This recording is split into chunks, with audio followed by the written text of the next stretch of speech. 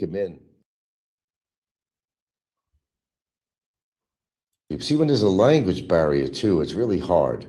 The police didn't want to listen to him at all. No, we don't like trouble. You were at the temple. It doesn't matter whether the Russian guy started this or not. You were still in a fight.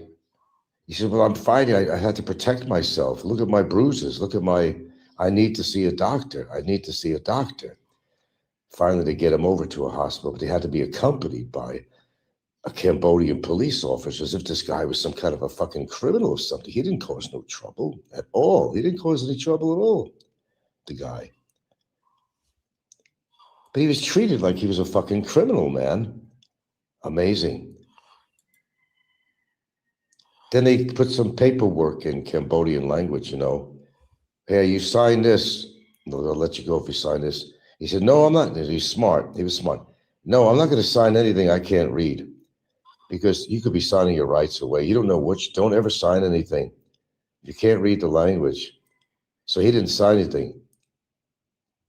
But the Cambodian officers, they basically said, well, we can put you in jail. If you really want to pursue this, you can go to jail for 3 years. We put you in jail for 3 years if you want to pursue this. What they're really saying is, we don't want to have to do our job.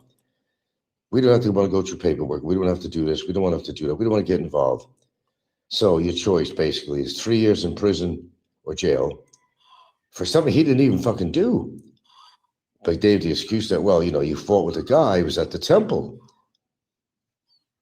which is very taboo to do.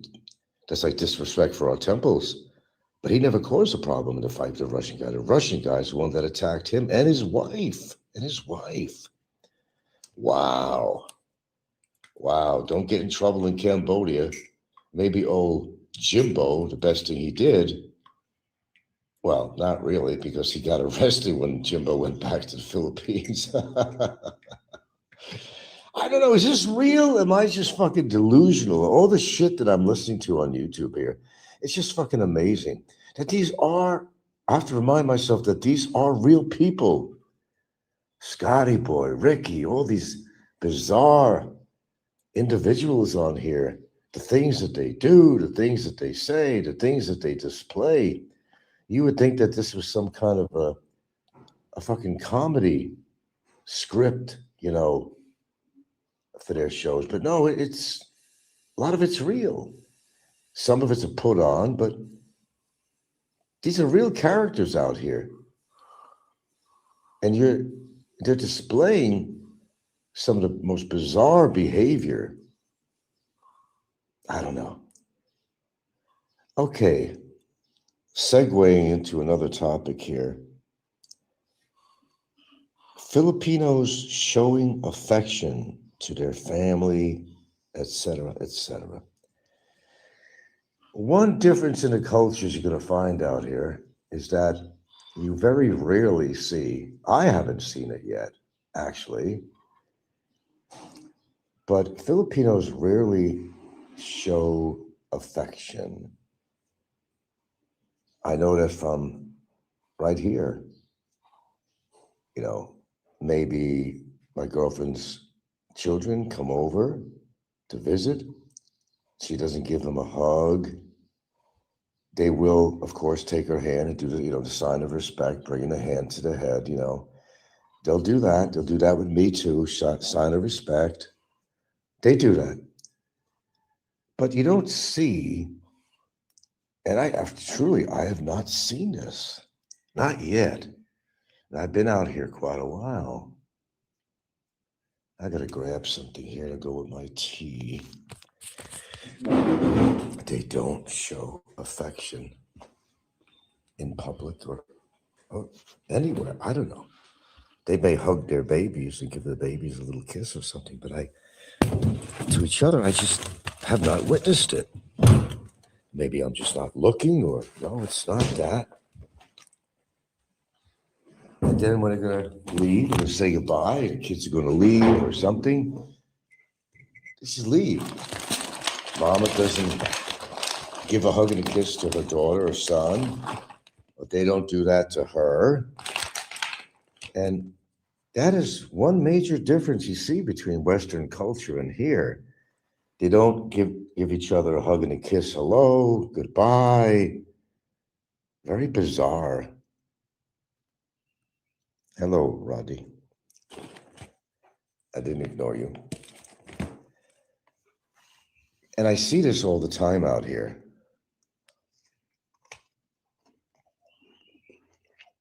Right here. In this house. They're not very publicly affectionate.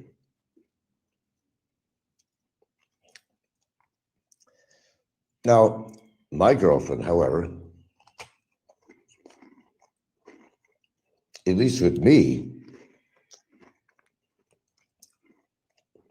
if she had to go out on an errand and leave the house or something, most of the time she'd go over and give me a kiss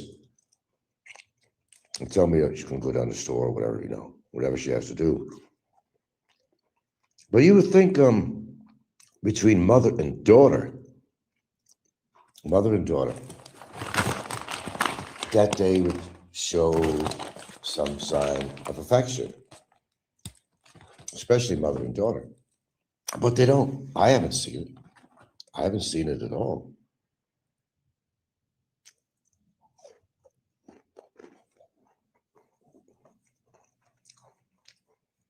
So when they say there are cultural differences, it's the truth. There's a lot of cultural differences. Now, it's kind of skipping back to the other topic about the guy that went to Cambodia, him and his wife. That's the scary thing about being in some of these countries. I must say that, the Philippines has its problems, but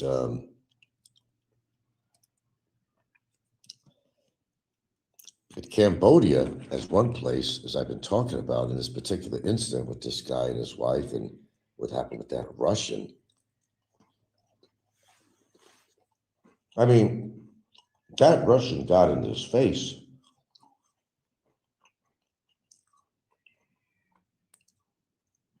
I wish I could play a clip of this.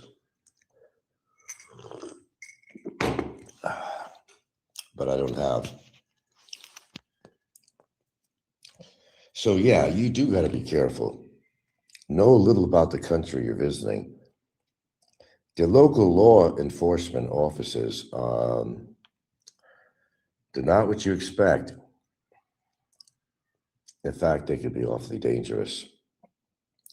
Because you as a tourist, you're in their country.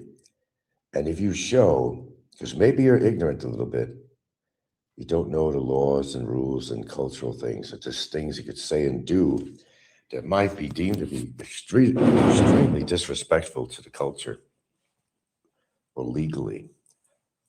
And certainly at their temples, which are so revered, you don't want to ever get in trouble or do anything stupid around their temples. That's the last thing that you want to do.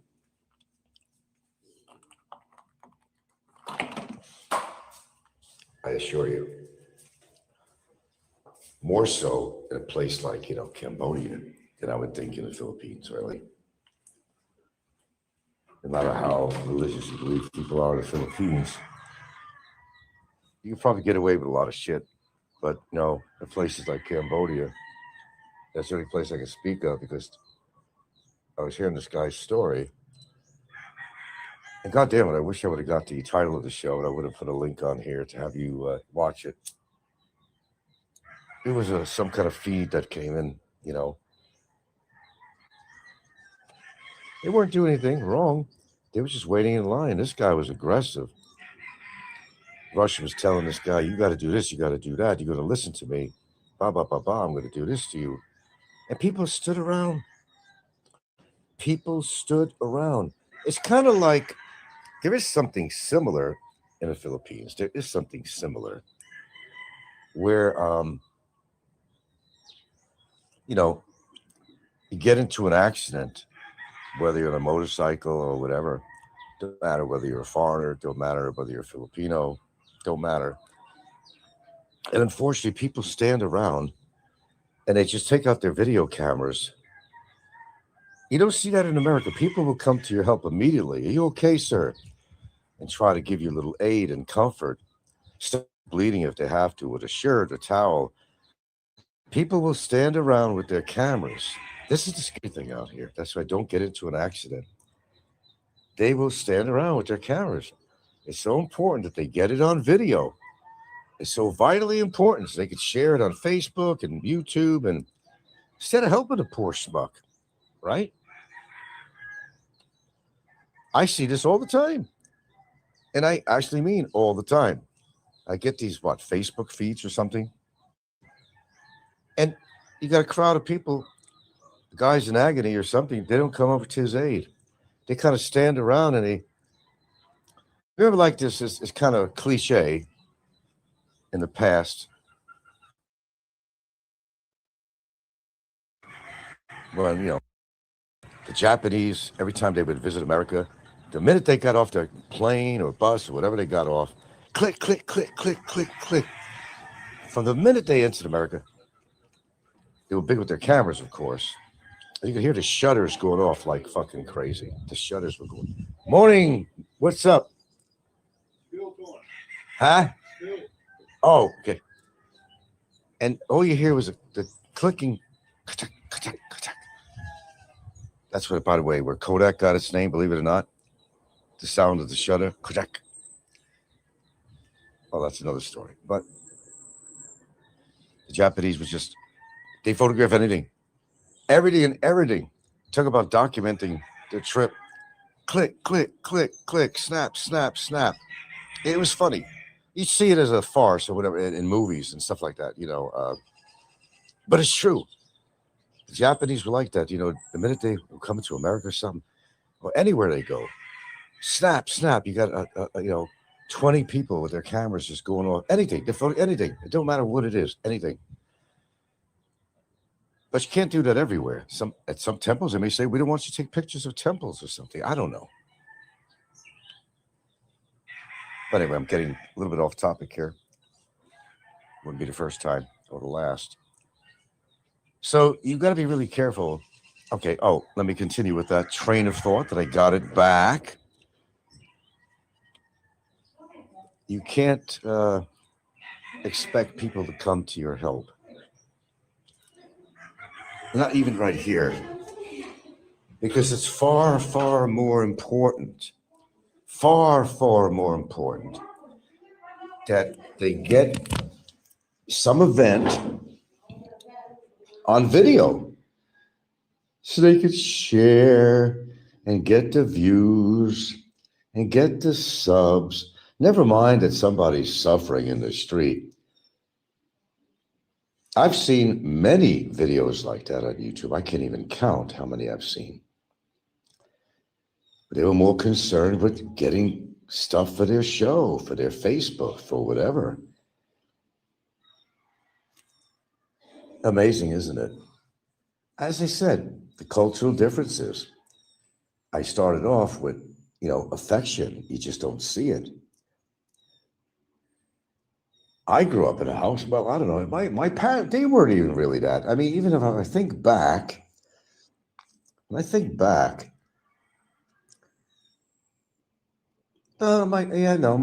mother gave a hug to my sister when she was going to leave with her husband. They come visiting. I think they did that, but I don't know if I really remember if my parents used to say, I love you, or give me a hug, or even to my brother or sister, to them either. But, you get more of that, of course, in the United States, that people are going to show affection. But to tell you the truth, as I think back, I don't even remember if, I didn't have a huggy, feely family. I really didn't. Not really. To the best of my memory, I don't really recall that. Not really.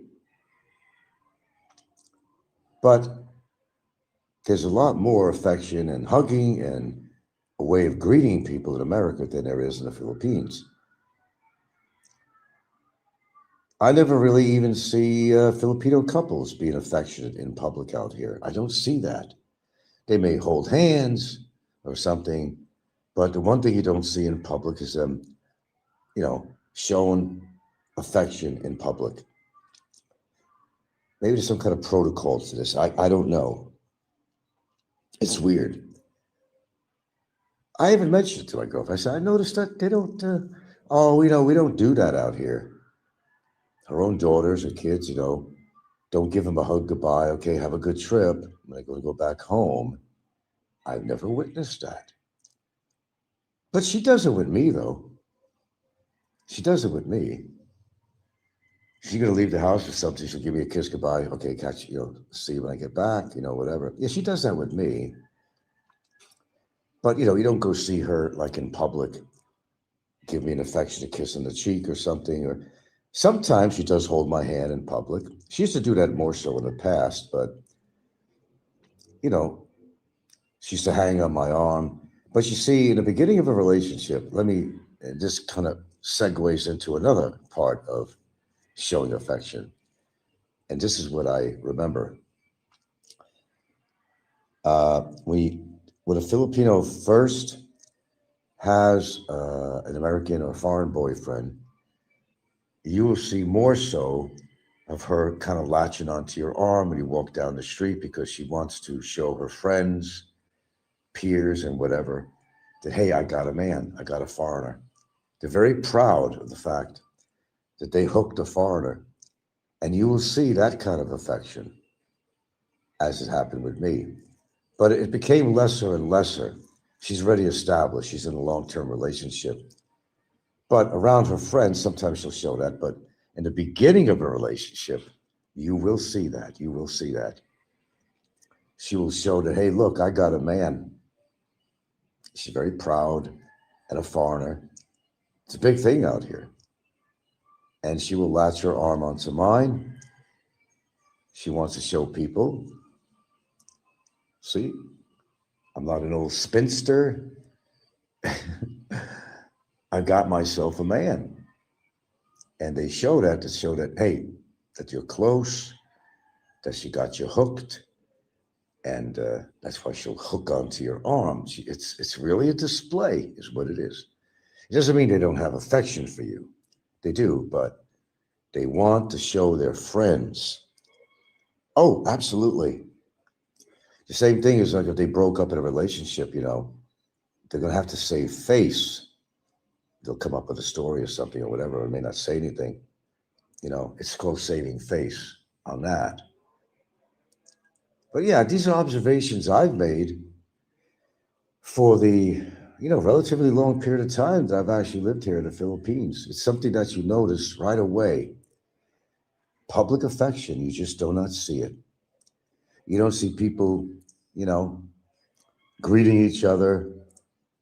Maybe occasionally you might see a Filipino man. Or, it'd be a handshake or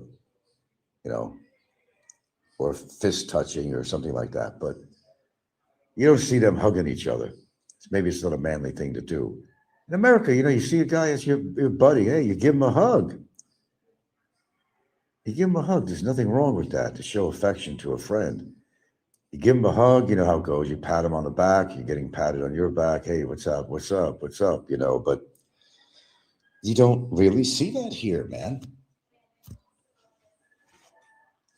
So the difference in culture, there's a lot of difference in culture. But yes, when you are visiting another country, don't take things for granted. You're used to your culture and how the police are and how much involvement the police would want to take in a matter that happens. Normally in America, you call a police officer, and you report that this guy attacked me. I got witnesses and blah, blah, blah. Some of it was from other people on camera to prove it. But over in Cambodia, what happened with this guy and his wife, she was actually punched out by this Russian guy. He got aggressive. You wind up attacking that Russian finally. Got him on the ground and showed that, hey, I was not going to accept this shit. You hit my fucking wife. So the guy walked away after that. Big tough Russian walked away. But what happened was all the Cambodian, worshipers, for the temple, they just stood around. Can somebody help me here? He's asking him for help. Can somebody help me here? Can you call the police? They just stood around and they just looked. It's like one of those things. You see it in America too, where nobody wants to get involved. Oh, I don't want to get involved. I don't want to get involved. But there's a perfect example right here in Cambodia. So Cambodia might be a beautiful place to visit. And we're not going to say anything bad about Cambodia as far as any beauty out there and, places to go and places to see. I'm sure there's a lot to do out there. But although Jimbo didn't find the right place he went to, but oh well, that's Jimbo. Jimbo really took a chance. He was walking in the streets at 3:00 in the morning in his boxer shorts with his camera stretched out on the, oh my God, 3:00 in the morning. The guy's just all fucking trumped up on steroids and whatnot. And, walking the streets at night, 3 in the morning, whatever, and, with his selfie stick out with his camera on him in his fucking boxer shorts and no shirt. The guy is so concerned about his fucking muscles. It seems to be the center of his gravity, if you know what I mean. These are all real characters on here. I don't make this shit up. We have so many characters here on YouTube. And somebody that's never been on YouTube, never even seen YouTube, never understands what goes on YouTube, they would be in total awe as to what they witness watching these people's channels and what they do and what they try to get away with it.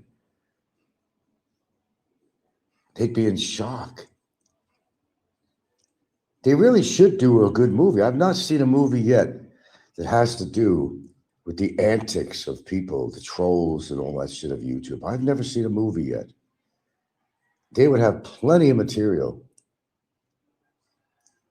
to put a fantastic movie for Netflix or something or whatever. Probably not for big theater, but for Netflix or something. These are real people doing real shit. This is how our society has changed.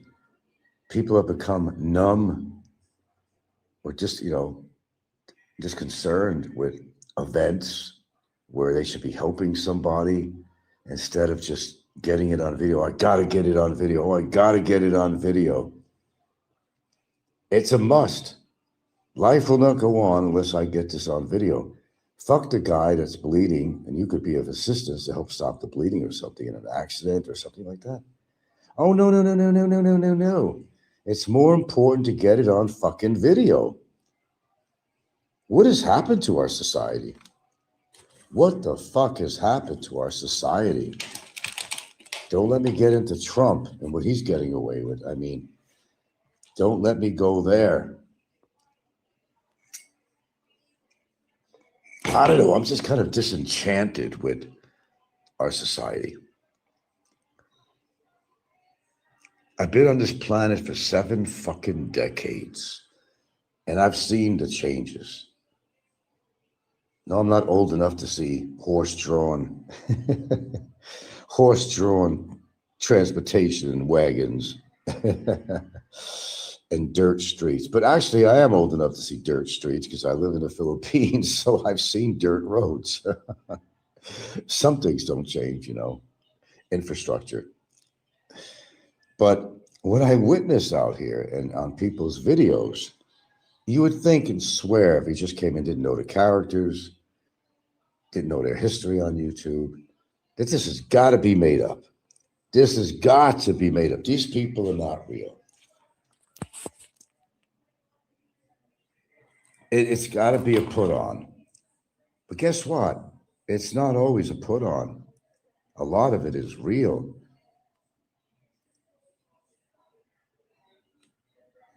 The mentality of some people on here, we talk about a lot of people, Scotty, we talk about all the characters you find in the Philippines genre. It's real. They are doing these things that are stupid, mindless, senseless. It's real. Most of it is real. Some of it is put on, but most of it I found is real. They are displaying who they really are through their hate to begin with, to the stupid things that they do on camera in public, and they wind up getting themselves in trouble. It's real. You can't make this shit up. You got one guy who's running a fucking harem and putting out a carrot in his wallet to get women around him. You got another guy that comes on and does shows all the time. It looks like Porky Pig, and likes lady boys and comes on all the time. Very unhealthy guy, overweight, alcoholic, bad heart, bad liver, bad fucking everything. I'm sure comes on camera and talks horrible things about everybody else. Meanwhile, his lifestyle is very questionable. It's a go nowhere type lifestyle where a lot of these people are basically nomads, just going from one place to another, one place to another, one place to another, with no ending and nothing in sight to indicate that they are going to try to be grounded in some way and develop a relationship with one woman, and they go from one woman to another, or they at least pretend to do. Because a lot of them don't get the women. It's just pretending that I'm killing it, man. I'm killing it. When again, we know that all they're killing is themselves. And sometimes it's fun to watch. It's like a constant train wreck. Every show that they put on is a train wreck, or a train wreck waiting to happen. So if you're new to the Philippines and you come out here and you don't witness affection between Filipinos and their family, uh, it's just a cultural thing. It's not that they don't love each other. It's that people have a different way of expressing themselves out here.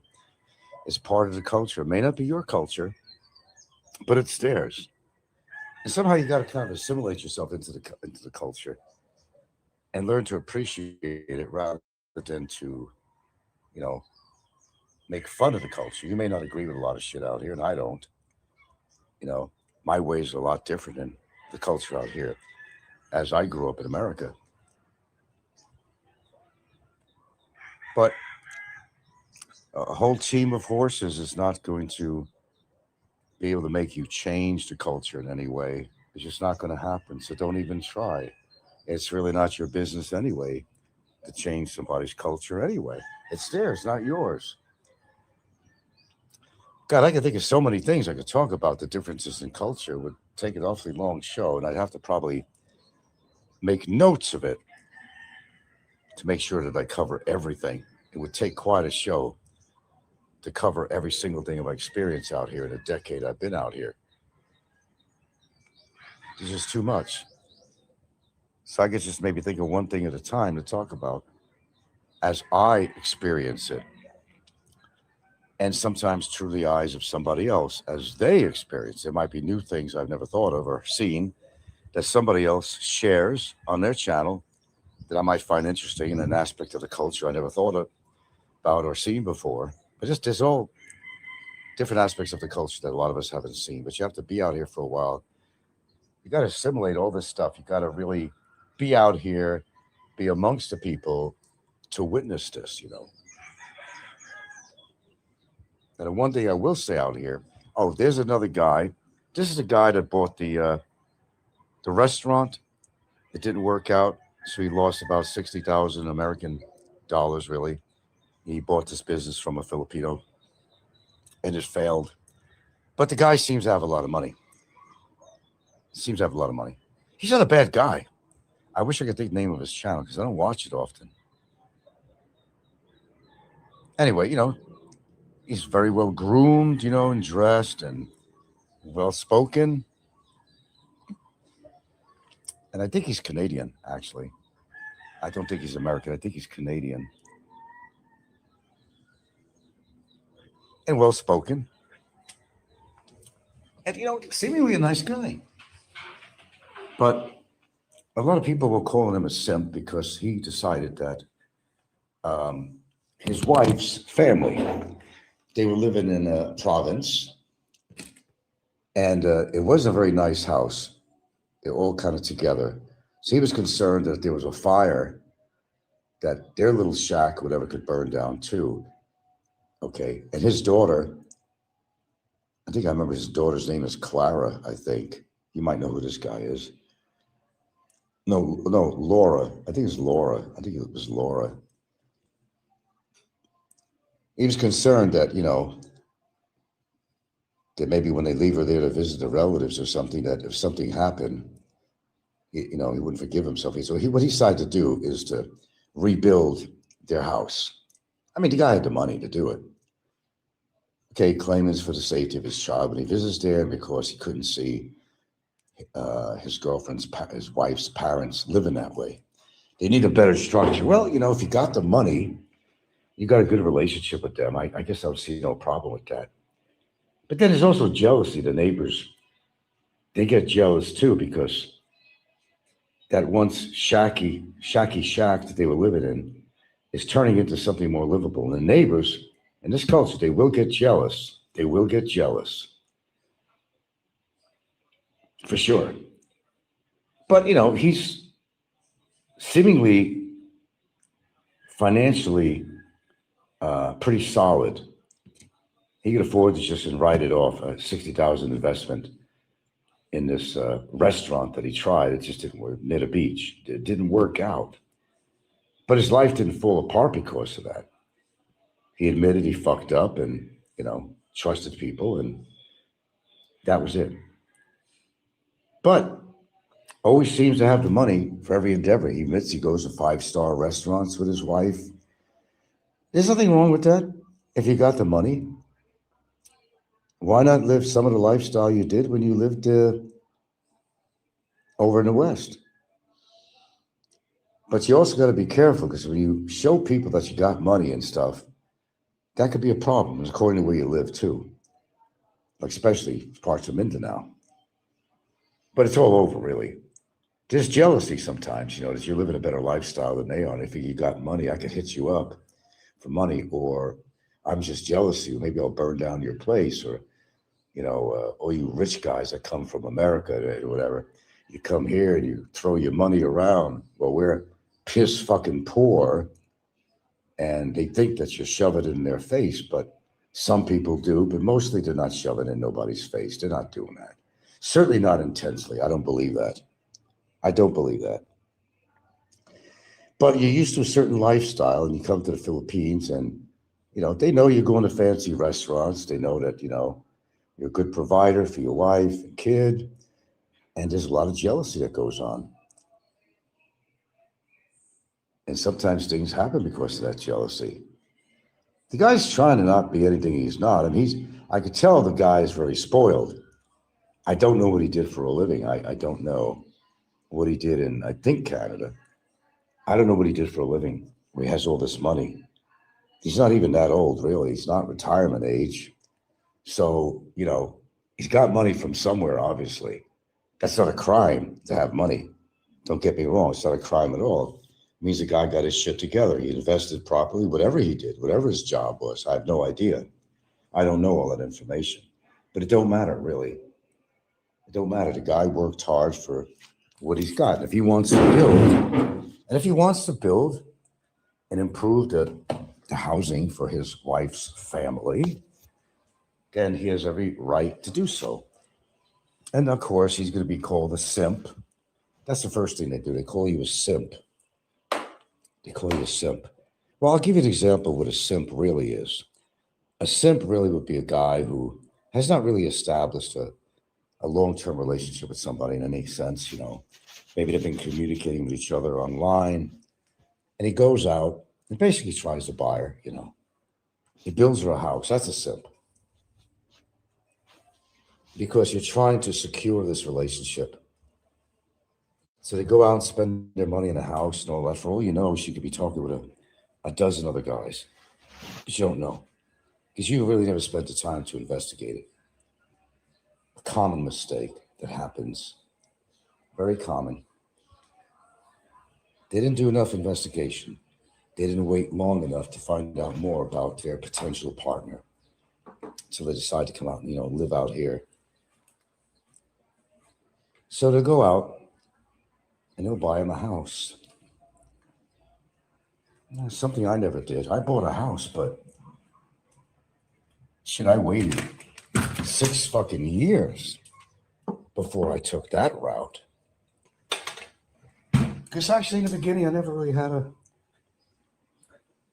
a thought about buying a house. I was pretty content just renting, really.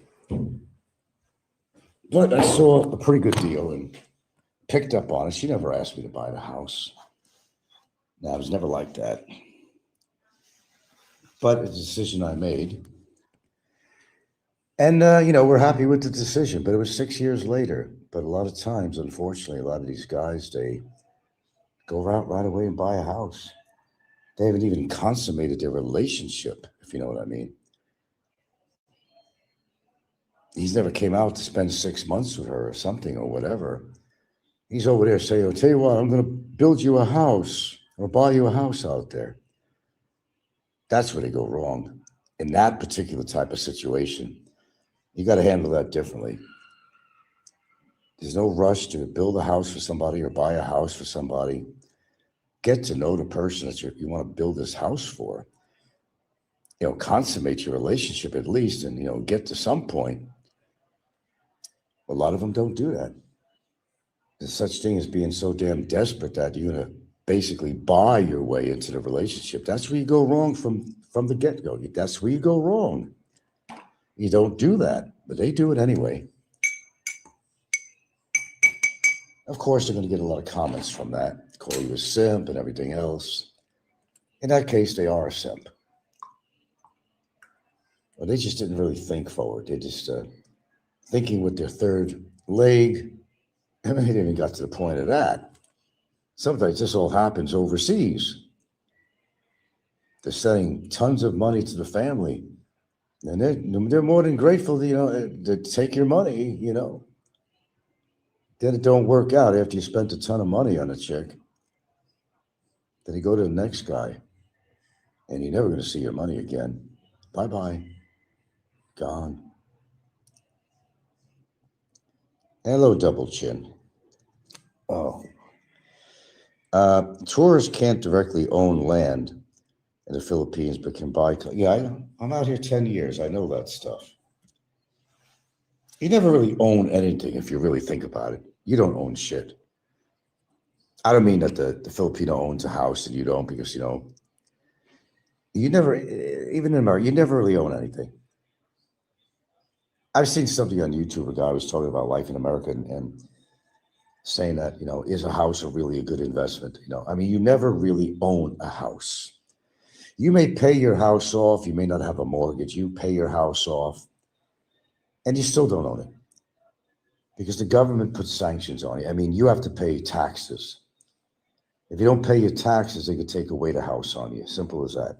You're always paying out something for that house, even if it's paid off, even a condo.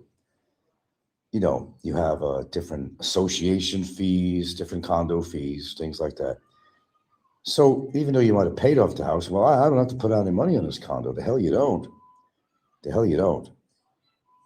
In some condos, you might be paying as much as $400 or more a month on different maintenance fees or condo association fees or whatever.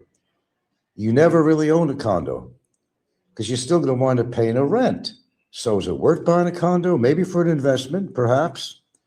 Maybe the price will go up and you could sell it in the future. But then how much did you put out? How many years did you own that condo?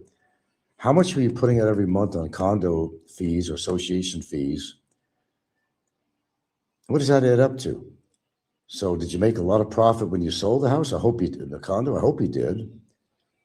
But you got to factor in these things too. Now, you can't own land out here, but you could lease land, double chin. You could lease land. And a lot of smart foreigners will do that. For example, I have a lease, written, documented, If something happened between me and my partner, I could actually tell her to leave. believe it or not, because I am on paper leasing this property too. Besides buying the house, I'm the one who bought the house. Of course, as you know, in the Philippines, you can't own land, but you could lease it. You could tell her to get out if you had a problem. She's on your land.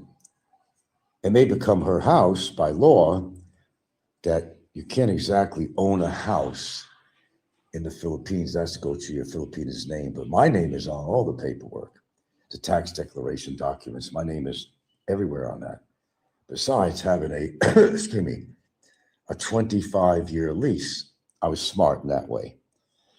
Double Chin says, I think wherever we live, owning property usually falls into 3 categories. A forever home, a temporary place that we plan to sell and move on from, or an investment we expect to profit. Yeah, that's pretty much it. That's pretty much it. You never own anything, And, I'll give you another example too. You have a mortgaged house in America or whatever. Okay, I walked out of my house in Hawaii with a profit. But was it really a profit when you think about it? You're making mortgage payments, right? You're paying interest. How about all the interest you've paid on the loan, taxes on the house? So if you're lucky, you walk away with some money in your pocket, as I did. It was a good time. It was appropriate time. It was a seller's market. I got lucky. I never really thought I'd get anything out of that house, to be honest with you. I never thought about it because I never intended to sell at one point. But I came out of it with a pocket full of money, which allowed me to do other things too. I mean, to buy this house here, and later on, 6 years later, it worked out okay. But, if you think about, what's the profit you're really getting out of your house? You sold it, you're making some money, but you have to factor in, Jesus Christ, how much tax and insurance did I pay on this house? Mandatory tax, mandatory insurance. And in my situation in Hawaii, I had to have hurricane insurance. It don't matter if that particular area of Hawaii has never been hit with a serious hurricane with winds over 70 miles per hour or 75, which were declared as an actual hurricane. They go by the wind speed. We've never had that. And I argued with the insurance company. I said, why do I have to be, and a mortgage company actually, why are you holding me to this? You got to have your regular insurance for fire and all that. That's smart. You have to have it. And a mortgage company, that's mandatory because the house burns down. They want to get their money back, their investment. But they make it so that you have to pay hurricane insurance in an area that is not historically on written record has ever seen a bona fide hurricane in that particular island I live on to prove that I need hurricane insurance. But the mortgage company, they don't want to take a chance. Double Chin says, keep your big money outside Phil's. Don't tell any Pinoy about your finances. Absolutely. Not even your spouse. Never lend money or things to Pinoy. Well, we all know that. Don't lend money to anybody because you ain't getting it back. And that's a fact, Jack. When somebody asks you for a loan, it means, you're not going to get paid back. You got to know that right off the bat. So just look at it that way. You're not seeing your money. You ain't getting it back. Then they're going to try to hit you up again if you ever gave in to them. They're going to try to hit you up. Oh, you got money, plenty of money, plenty of money. Why don't you help me out? I need help for my family. Christmas is coming. And I sound more Mexican than Filipino, really, but, see it all the time. Yeah, it is actually. I mean, look, when I met my girlfriend, she didn't have a clue whether I had a dime or not. She knew I had enough money to be out there to visit her and shit, but she didn't even ask what I did for a living, any shit like that. She didn't ask those things. She didn't try to feel me out in that way. And frankly, she never asked me for anything. The only time was when, after the big long visit I had with her, to finally meet her in person and establish my relationship.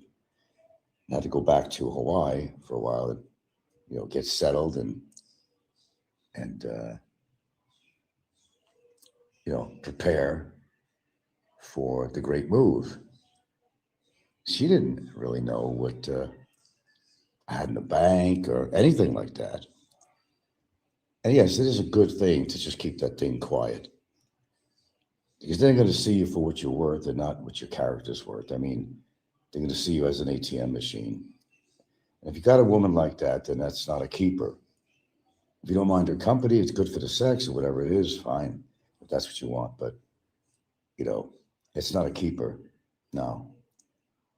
If the relationship is money oriented, which a lot of them are, of course, thinking about the great age gap and all that shit out here, it's money oriented. It's, what that relationship is all about. And I don't care what they say. Oh, that 18-year-old really likes this, really loves this 80-year-old guy.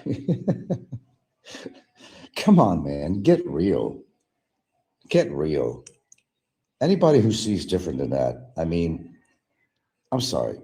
It's the law of nature, really. It's not real. It's not real. I'm not saying it's never happened, but it's not even a percentage point of it really happening that way, where an 18-year-old or 20-year-old is going to be with an 80-year-old guy. And that's why it's not about money. It's not about support. Come on. We all know that. But, as I say all the time, if you're happy, you got a good arrangement, and he's getting what he wants and she's getting what she wants, I have no quarrel about that. You've both agreed that this is our relationship. You're going to give me some nookie if I can still get it up. And she's going to be well taken care of. It's a good arrangement. It's an excellent arrangement. If that's something that you agree on, there's nothing wrong with that. As long as it's up front. That's the thing. Have it up front. Hey, look, this is our relationship. You take care of me, I take care of you, Joel. And if you're okay with that, there's nothing to complain about. Even when we hear it. We hear these stories all the time on here. If that's what you want, and you want to have a shallow relationship, it's like a shallow grave. You really want to have a shallow relationship like that? Okay, you want her for the sex. What if you can't have sex anymore? Well, the playing field changes. You no longer need her for sex because maybe you can't perform sex. Unless you want to get into cunnilingus, you're going to have to satisfy her one way or the other. If you can't do that, that's one element of the relationship that's going to go bust. You don't need her anymore. She don't need you anymore. Yeah, but she's with you for the money in this particular type of relationship we're talking about. It's not all Filipinos, just to make this clear. I don't know. They seem to kind of rubber stamp, Filipinos, that they're all after your money. A lot of them are, that's for damn sure. But you can't make, like I call a blanket statement to something like that. They're not all like that. There's some really decent chicks out here. There really is. You'd be very lucky to find such a Filipina. I kind of tripped over this one accidentally, really, the way it happened. But I don't know. You call it fate? What do you call it? Something that was meant to be? I don't know. It just happened. And I got lucky, and that's the end of the story on that, on her. We're still going strong, and it's all good and great. I was one of the lucky few out here. But not everybody's that lucky, unfortunately for them. But it has to do with a lot of factors. How you treat a woman, your personality, whether you show her respect or not. Because I'll tell you one thing, no matter how much money you may have, that's not always a holding factor. It's not always something that's going to keep her there. Because over time, if you don't show her respect, she's going to be out. Sure, she'll be at a loss. She won't be living in a nice place, won't be able to live the lifestyle that she was living when she was living with you. But some women are certainly willing to make that sacrifice if the guy doesn't respect her or if he's not faithful to her. They will actually say, fuck the money situation. I'm out of here. That's the kind of woman you want that will, if not shown any respect, will ghost the guy. And she has every right to do it, to be treated in such a way. Understand Filipinos can be jealous. Yeah, you're not telling me anything I don't know. Oh, I know. Believe me, I know. They can be very jealous. I can't say that all cultures are like that, that as jealous as Filipinos are, but I can only speak for the Filipinos. I'm sure other cultures are jealousy. Jealousy is everywhere. America too. But it's very apparent right here in the Philippines, in this particular country. I can only speak for that in America, you know. They can be so jealous that some of them will actually kill the woman. Like if you decided to cheat on her, she might decide to kill you and that woman. If I can't have you, then nobody else is. But then again, that happens in America all the time. That's a fact. That's a fact. Why are people saying that Thailand is better than the Philippines? Well, not having spent any time in Thailand, I don't know. They have better food than the Philippines, that's for sure. If you like spicy food, a lot of it is spicy, I understand. I don't know. You'd have to live there to find out. The problem is, I mean, although they speak English, a lot of them in Thailand, a lot less than, you know, what you'd expect to find here in the Philippines. There's more English speaking going on here, I think, than Thailand. Having never been there, I couldn't say. I just listen to people's other shows where they talk about being in Thailand, what's good about it, what's bad about it. But I don't know. It's according to what you're looking at, why they're better, whether it's the food or people treating you a lot friendlier out there. I don't know. There's crime and corruption no matter where you go in Southeast Asia. You're not going to get away from it. You basically, you know, you got to understand, when you're living in a foreign country, you are walking, well, figuratively and maybe even literally, on eggshells when you're in a foreign country. If you're not, you know, hip with the cultural practices, and you know, you got to even watch the way you talk, because you may have American slang that's very common in America, how we talk. We don't always talk straight English. There's a lot of slang. And you talk that slang in front of a Filipino, that could be something actually deemed to be kind of insulting in some way or form. They don't understand the slang at all. Unless they've lived in America for a while, they could pick up on it. But those are people that would understand that. But you have to watch what you say, because we're pretty loose with our language out here. And I know I am. She'll correct me all the time. Oh, don't say that out here, you know. Or you're out in public. Oh, no, no, no, no, no, no.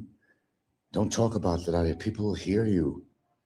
And I have an attitude like, I don't give a fuck what people think. Let them hear me. Fuck it. I'm not in fucking prison out here, man. I just don't, you know, you got to respect my culture too. But when you think about it, you may have to give in, because you're walking on a thin line out here with things that you say and your actions and so forth. You got to be really, what the fuck is this cat doing in here? I cannot believe it. The back door was open a little bit here. First time I've ever seen a cat. I'm glad the dogs didn't see that cat. They would have ripped it apart. I cannot believe. It's the first time the cat got curious and came in my kitchen. Let me tell Gilda. Oh my goodness. Do you know there was a cat in the house? Huh?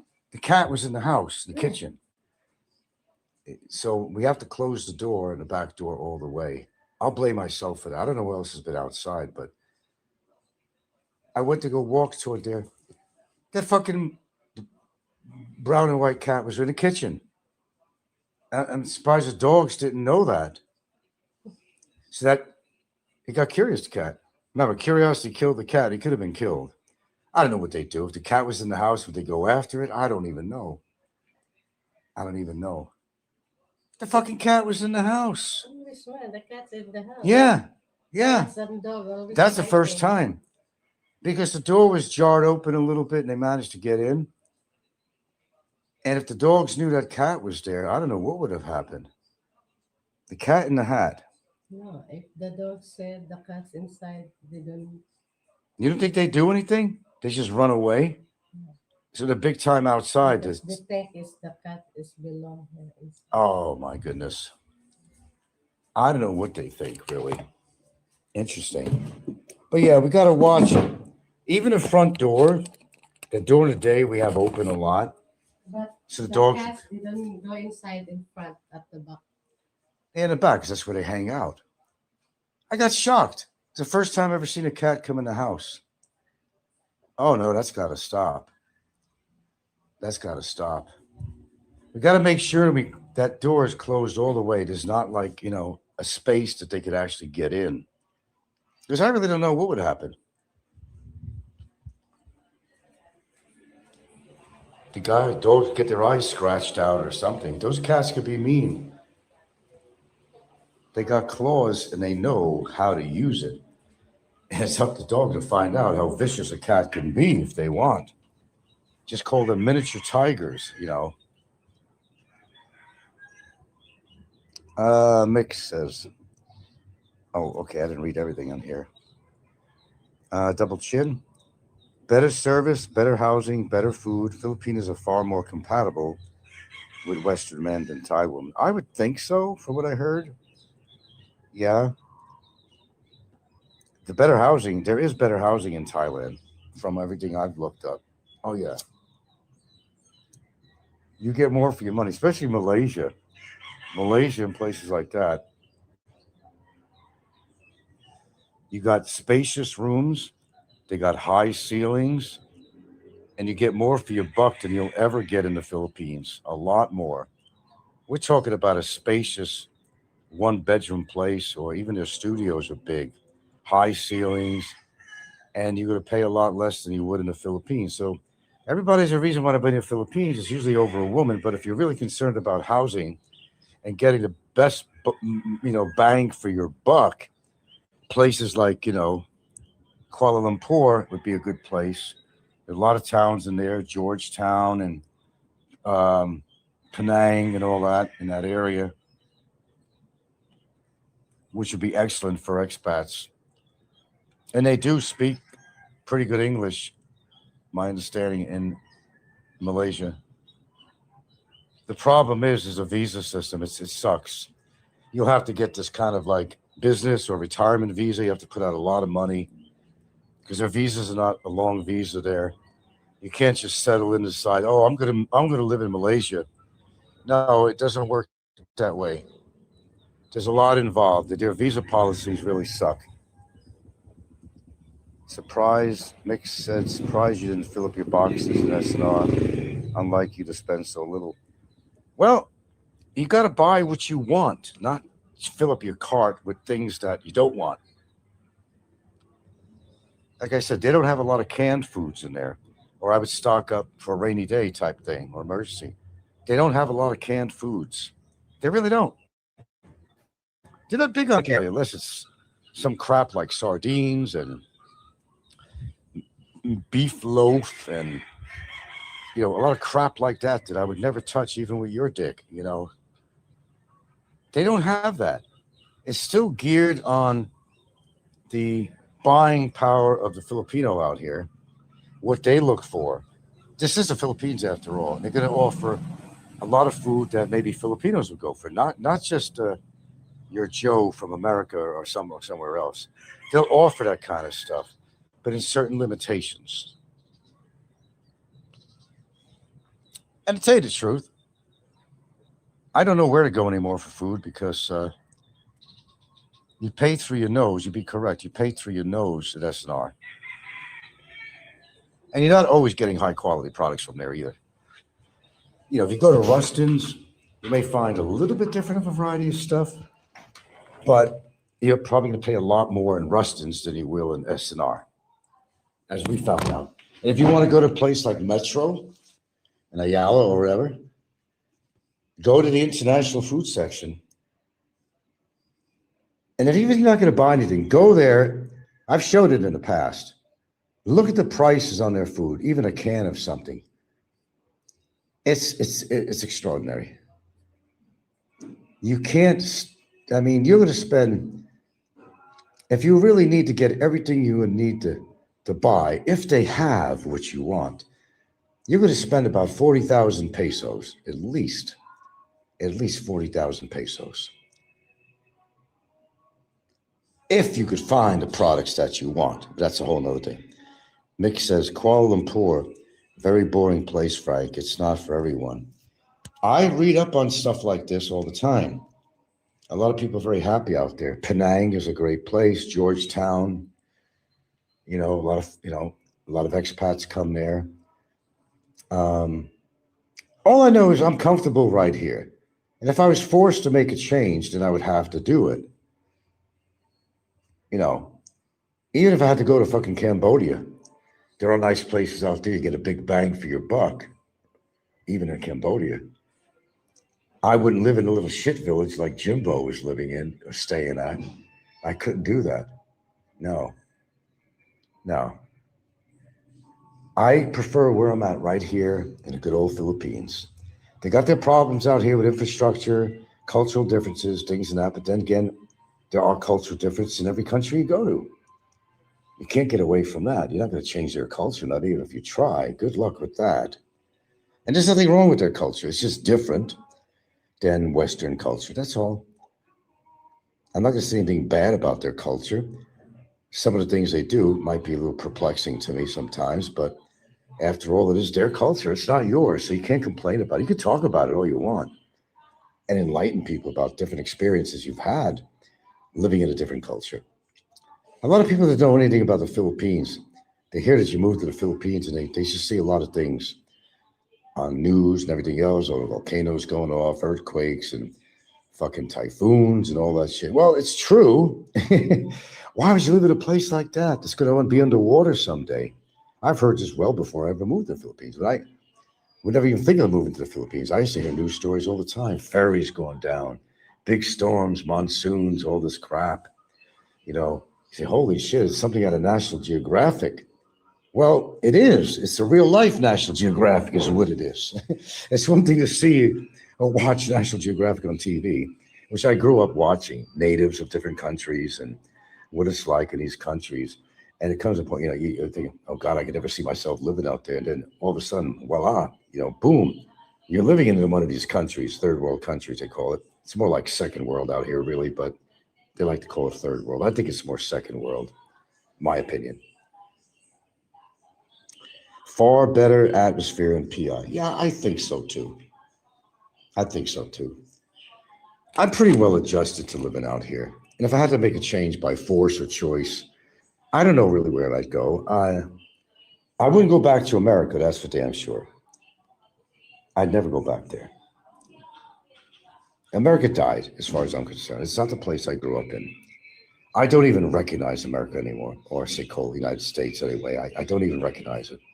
It's a barren place to me.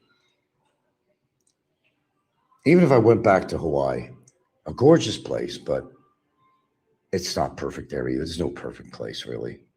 There's so much crime and drugs in Hawaii and the local attitudes toward us haoles that it was very uncomfortable for me. That's why I made my move, too, in part. It wasn't just for a woman, but I think I needed a change. Just like when I grew up in New York, I needed a change. I moved out. There were circumstances that led me to Seattle area. Wound up living out there 25 fucking years, a quarter of a century, man. I'm like a New Yorker, considering all the time I've spent in 3 different states.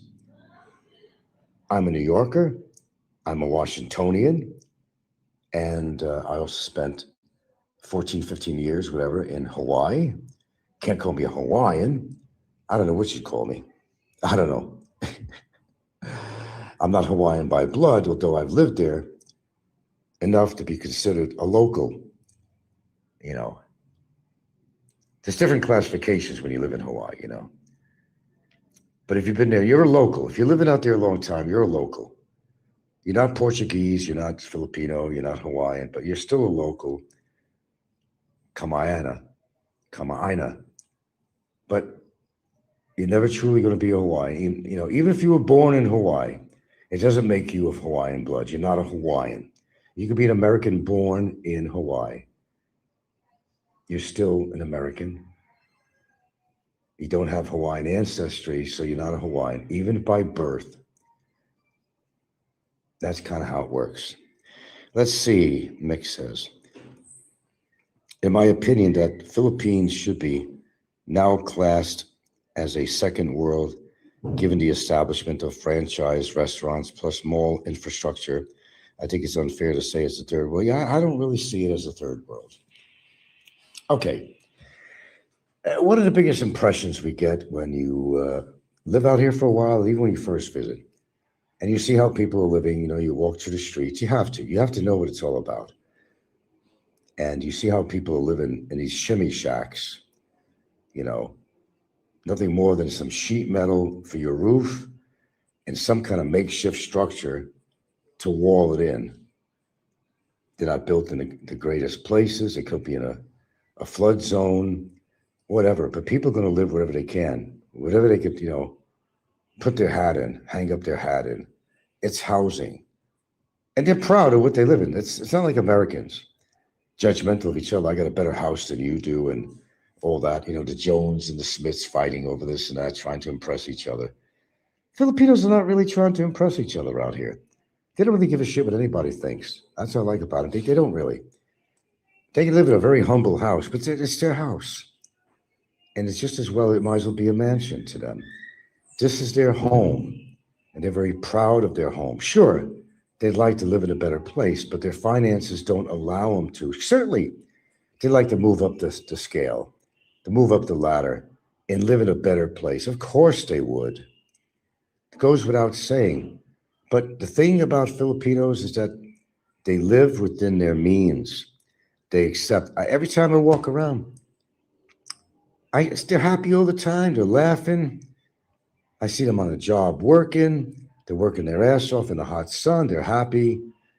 Oh, give them a little bit of music, and they're happy. Give them a little food sustenance, and they're happy. They don't complain like Western society does. They just don't. They're very accepting of what their situation is. If they could change it up, they will try. Some of them will work overseas to bring money in for the family so they can live in a better place. They do that. A lot of them are very successful at that too. Don't underestimate the average Filipino out here. They want what's best for their family. Believe me, they do. They want what's best for their children. Okay. I may not believe, be really gung-ho about how I see them with their little toddlers and shit walk around. Good morning. Walk around the streets, untethered in a way, traffic, around wild dogs, very dangerous. I never like to see that. But that's what they do. A lot of them anyway. Again, it's not like a blanket statement, but I see that all the time.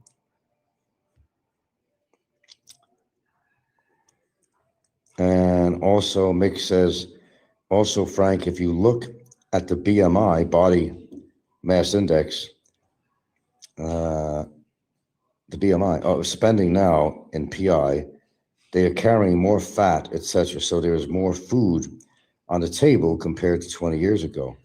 Well, that has to do a lot with fast food. Why am I so obsessed with the Philippines? Somebody's asking me. I live here, sir. Mr. Ink Droplets. I live in the Philippines. I'm not an outsider looking in. I live in the Philippines. So I talk about the Philippines. And if you don't like the topic, move on. Hope I answered your question. Why am I so obsessed with the Philippines? I live here about approximately a decade. Okay? But thanks for coming. What a question. Well, it's a fair question. He's not familiar with what's going on. He thinks just some American talking about the Philippines. Why are you obsessed with? Okay, I forgive you for that. I understand. But I answered your question because I live here and it's become part of my culture now. Or I assimilate myself into the culture, you know. He wants to know, why am I living in a place that I don't like it? Oh, who said I don't like it? I didn't say I don't like it here. Having a partner or not, if I didn't like it here, I'd try to make plans to move the fuck out, get her out of here too. I like it here just fine. It's just a different culture. Like any country you move in, you're going to be subjected to a different culture than where you're used to living. It's not all the best in the world, but it's not all the worst either. It's got good and bad no matter where you are. And I came up with a topic earlier about this guy who went to Cambodia, and what happened with him? Again, the shit beat out of him from a Russian tourist that insisted on being in line, even though he walked in front of the guy, and the guy got beat up and blah, blah, blah. The police didn't do nothing. You sometimes have police forces that don't care, and they just let people get away with a lot of shit, and they blame it on you. Yeah, Cambodia would do that, apparently. That would not be the ideal place to live. You got to really keep your nose clean there compared to the Philippines. Mick says, I do think the OFW money invested back in PI has made a huge difference. Many Filipinos use the money to build cement houses, etc. Yeah, you got to have cement houses out here, though, because considering the climate out here.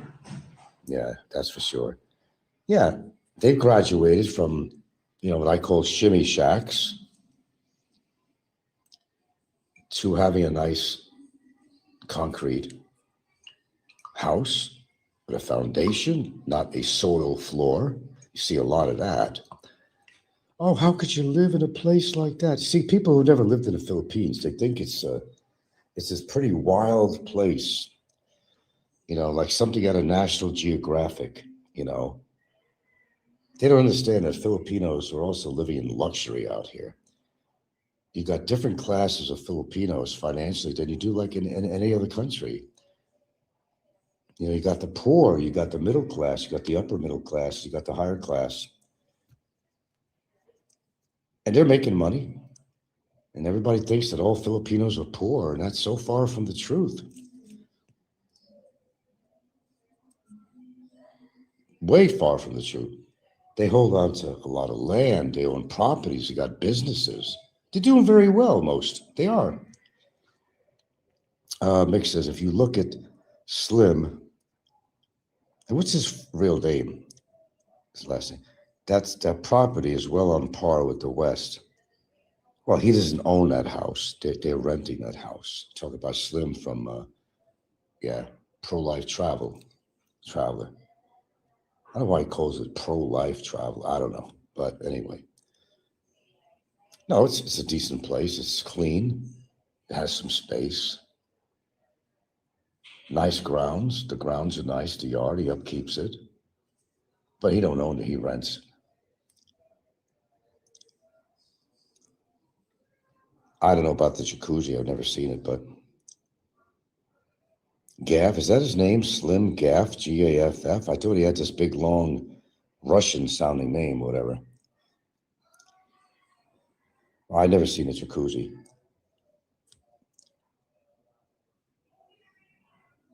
Yeah, but he don't own. He's renting. And as far as his girlfriend, whatever she is, nobody really knows, but we've pretty much gathered that it's not his kid. And he's not, I don't think he's married to her. Although he was talking about getting the marriage certificate papers together. So maybe he is actually married to her. They were talking about that. They needed it for some reason or something, these documents or something. So I don't know, maybe he is actually married to her.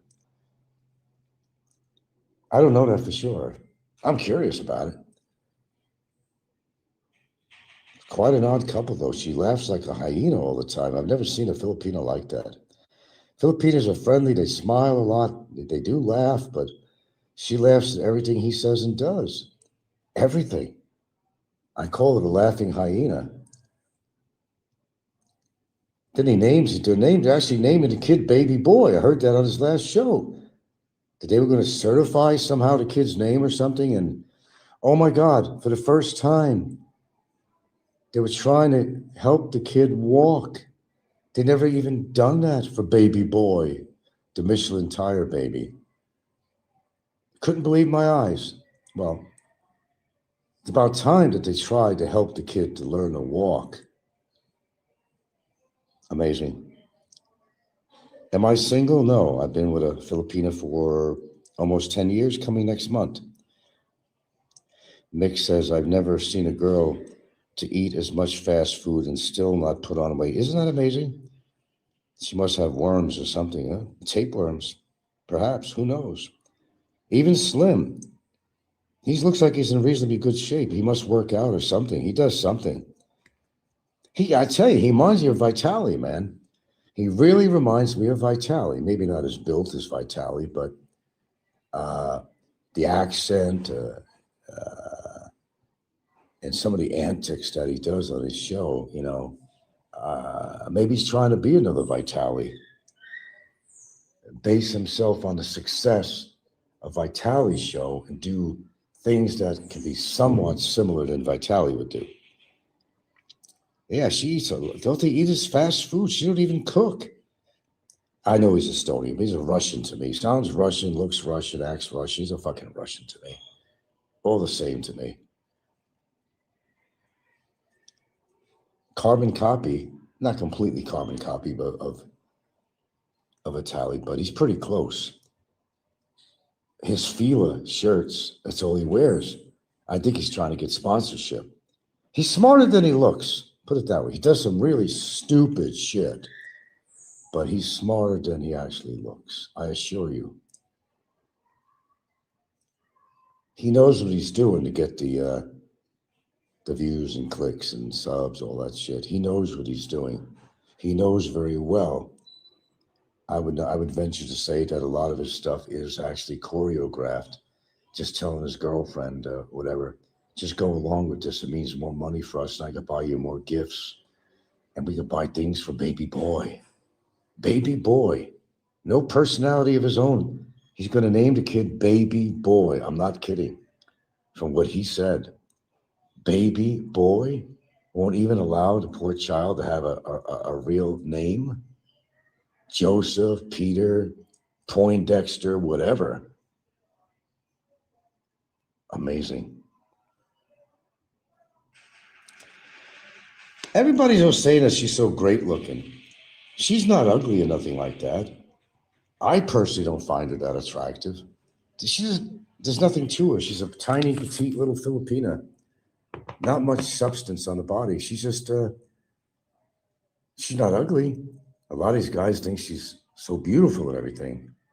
I'm not attracted to her. Although she's not ugly, she's just not my type.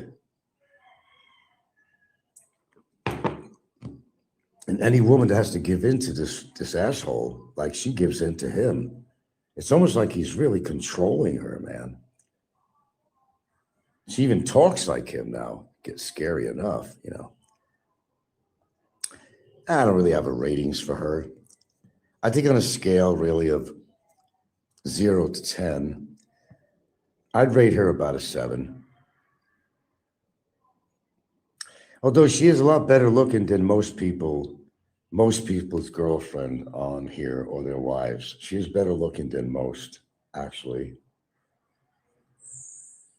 I would say she is. Yeah, she developed that accent now. You can't help but notice that. Oh, really? Really? Oh, that's crazy. That's crazy. Instead of saying that's crazy, it's like that's crazy, crazy. Yeah, she's not holding on to her own cultural, speech and all that. She's all copying everything from him. Carbon copy. Another monster is born, Vegetarian Filipino food. I don't know. I don't really. I mean, they eat a lot of vegetables. They do. Everybody says all their food is unhealthy. Well, the vegetables are healthy. They incorporate all kinds of vegetables in their meals, But unfortunately, a lot of things what they do with the vegetables, oils and fat and things they add to it and all that. I know I eat standard vegetables you find in America. I eat vegetables and fruits, and they do also eat that, but it's just that, their foods are not known to be the greatest foods in the world. Their cuisine doesn't always meet to my appetite. Cobra drink, that's terrible. Cobra is a terrible drink. Anybody else who wants to recommend and answer Mr. Ink Droplet's question about to recommend some vegetarian Filipino food, you could go in with that. They do incorporate vegetables into a lot of their food. Yeah. Cobra drinks are not good, man. Unfortunately, there's a lot of people who are taking like energy drinks. Some people have died from that. There's a woman who's only 24 years old. I saw her on her feed. Very active. And she drank, I don't know, about 6 or so of these energy drinks in one day. She wound up dying from it. She was so jacked up. But our youth today is drinking a lot of these supercharged energy drinks that have tons of caffeine in it. They don't realize it could set your heart into an arrhythmia. I don't touch any of that shit. Hell no. I'm amped up enough most of the time. I don't need to take that kind of shit. I can't imagine taking that.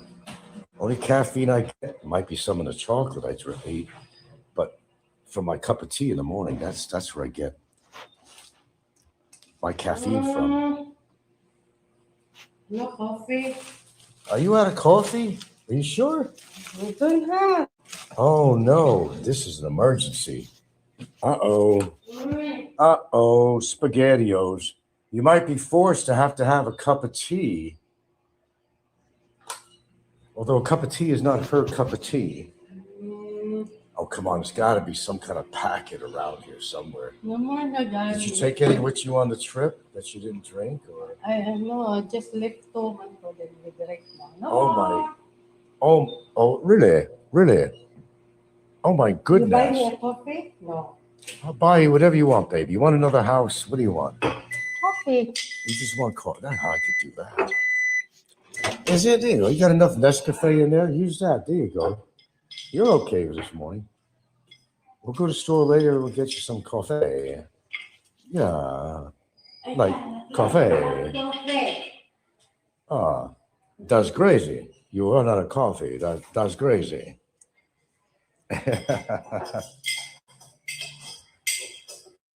Yeah, this woman has some appetite, man. I gotta say that. But I'm still hell bent on that thing about the kid, and I'm really surprised that nobody's doing anything. Don't leave it on me. Don't put it on my shoulders. I've dealt with enough. I do think they have to be reported as DSWD. You got to make it your business. They say, okay, stay out of people's business. Nobody does that. But when it's something that I think is real and as important as this, I think that's when you have to intervene. Because, would you really want to have, it doesn't matter what you think of Slim or his woman, right? It don't matter in the scheme of things, but the baby is important. What do you say? You got children of your own you care about? The baby is important. If they get into an accident, that baby's not going to survive it. You know that. That's why people really should do something and report to DSWD. I'll push that statement. They really have to be aware of how this couple is supposedly taking care of their child. The kid, I joke about it that the kid looks like the Michelin Man tire company, their mascot. Look at his arms and legs. It looks like a bunch of tires. The kid is overweight because they're giving the kid all kinds of shit food and fast food. He's not getting the nutrients he needs. It's a serious matter. Yes, the thing is, Frank, there's no health and safety enforcement in the PI. Well, when it comes to a child, you can survive at droplets. I can survive on noodles and boiled chickpeas. Well, I like chickpeas with smashed potato. I could do that too, actually, and I've done it. Problem is, Frank, there's no health and safety enforcement in the PI.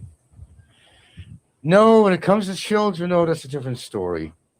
If you report to the DSWD about a situation involving a Filipino child, they're going to be forced to look into it.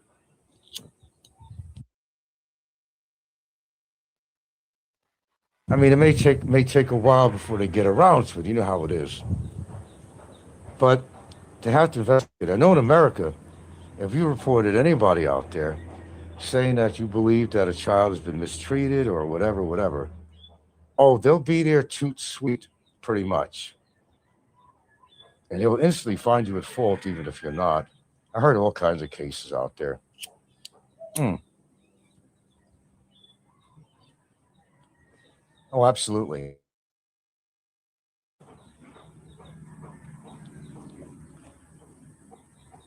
Let's see. But here, they'll get around to it though.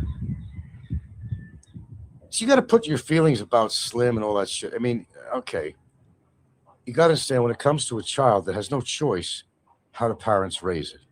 You may not like what you see and hear on that, but some of you care about the child. It doesn't have to be yours. The child has no choice but to live that way. As long as they're not abusing the child, well, there's all kinds of abuse. Nutrition, that could be an abuse. You don't get the kid proper nutrition. And abuse, of course, is the most common thing we know with them. And they are both guilty of it. Going in the fucking car.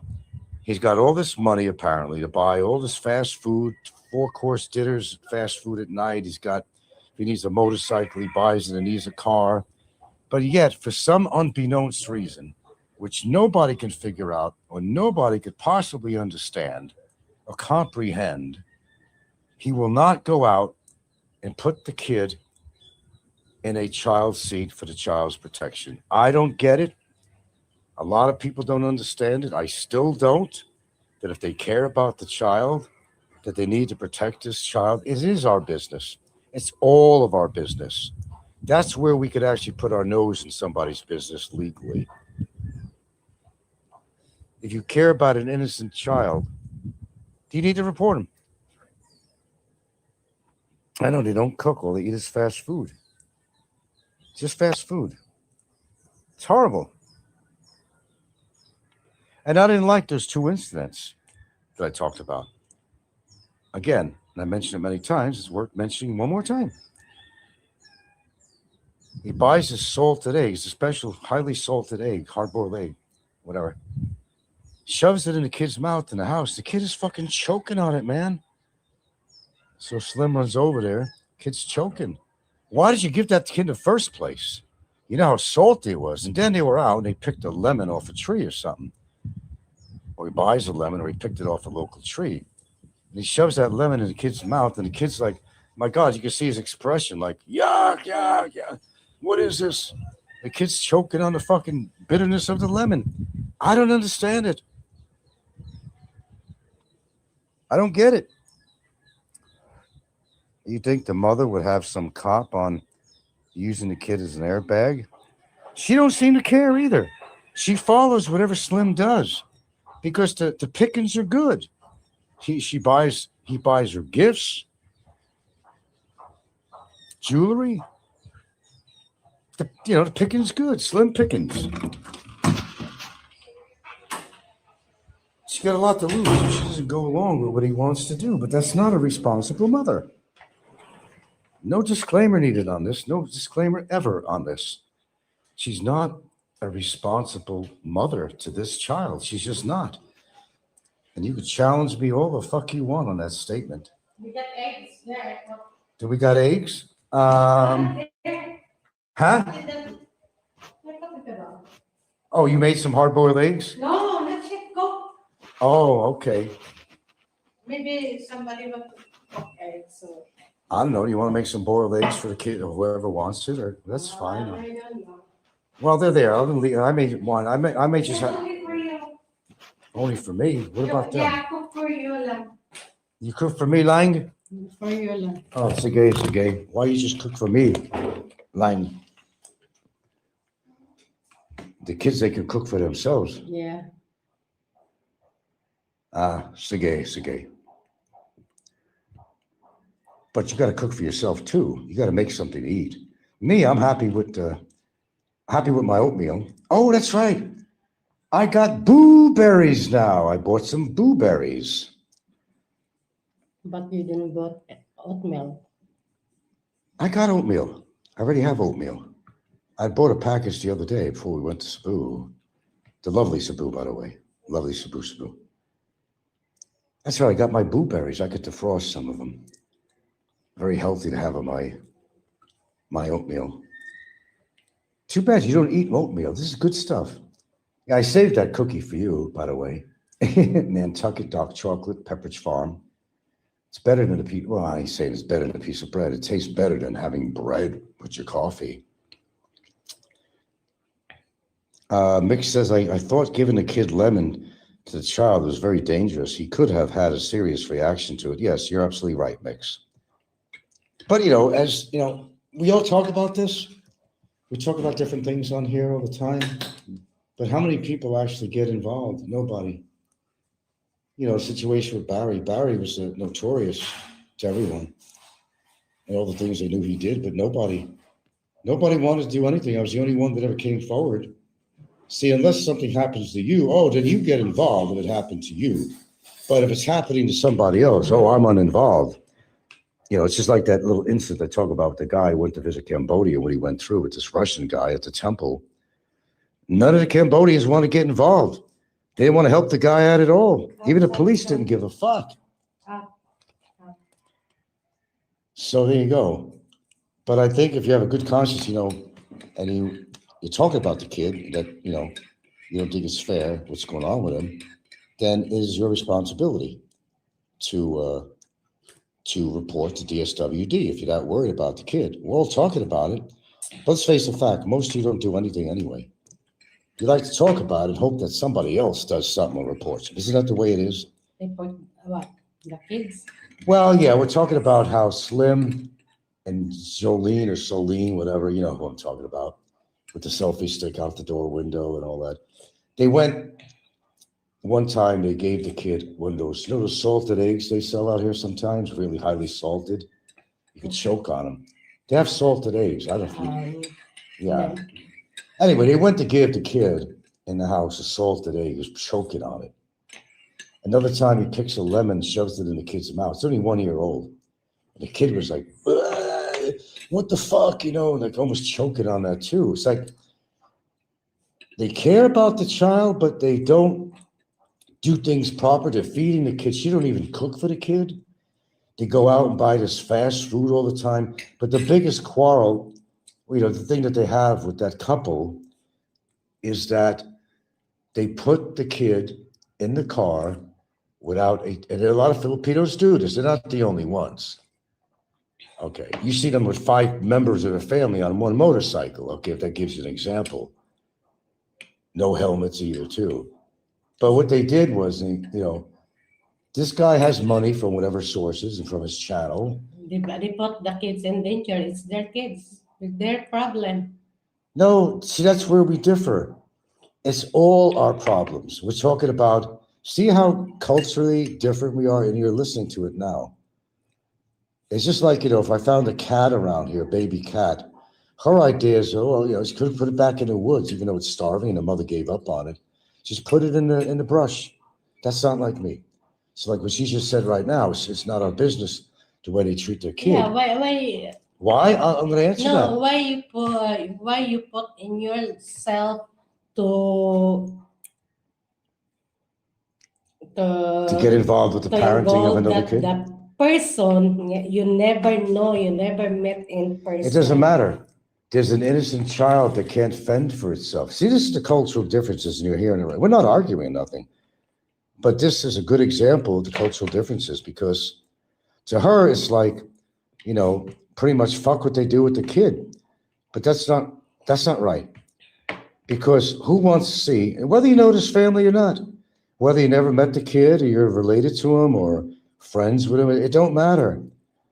You're talking about an innocent child that could lose its life because they got irresponsible parents. They got their family. They got the mother. No, they don't really have anything going. No, she don't even. She doesn't even mention her family. She doesn't even, I don't even know if she even has a family. They have, You know, parents could be dead, it could be divorced or something. We don't know all the story on that, but maybe the relatives or something, they don't want to involve to their life because they get. well, whatever whatever Yeah. relationship they have with their family, with her family, I don't really know. She don't mention them. You don't see them going over to see family. You don't see family coming over. You don't see friends coming over. You don't see any of that.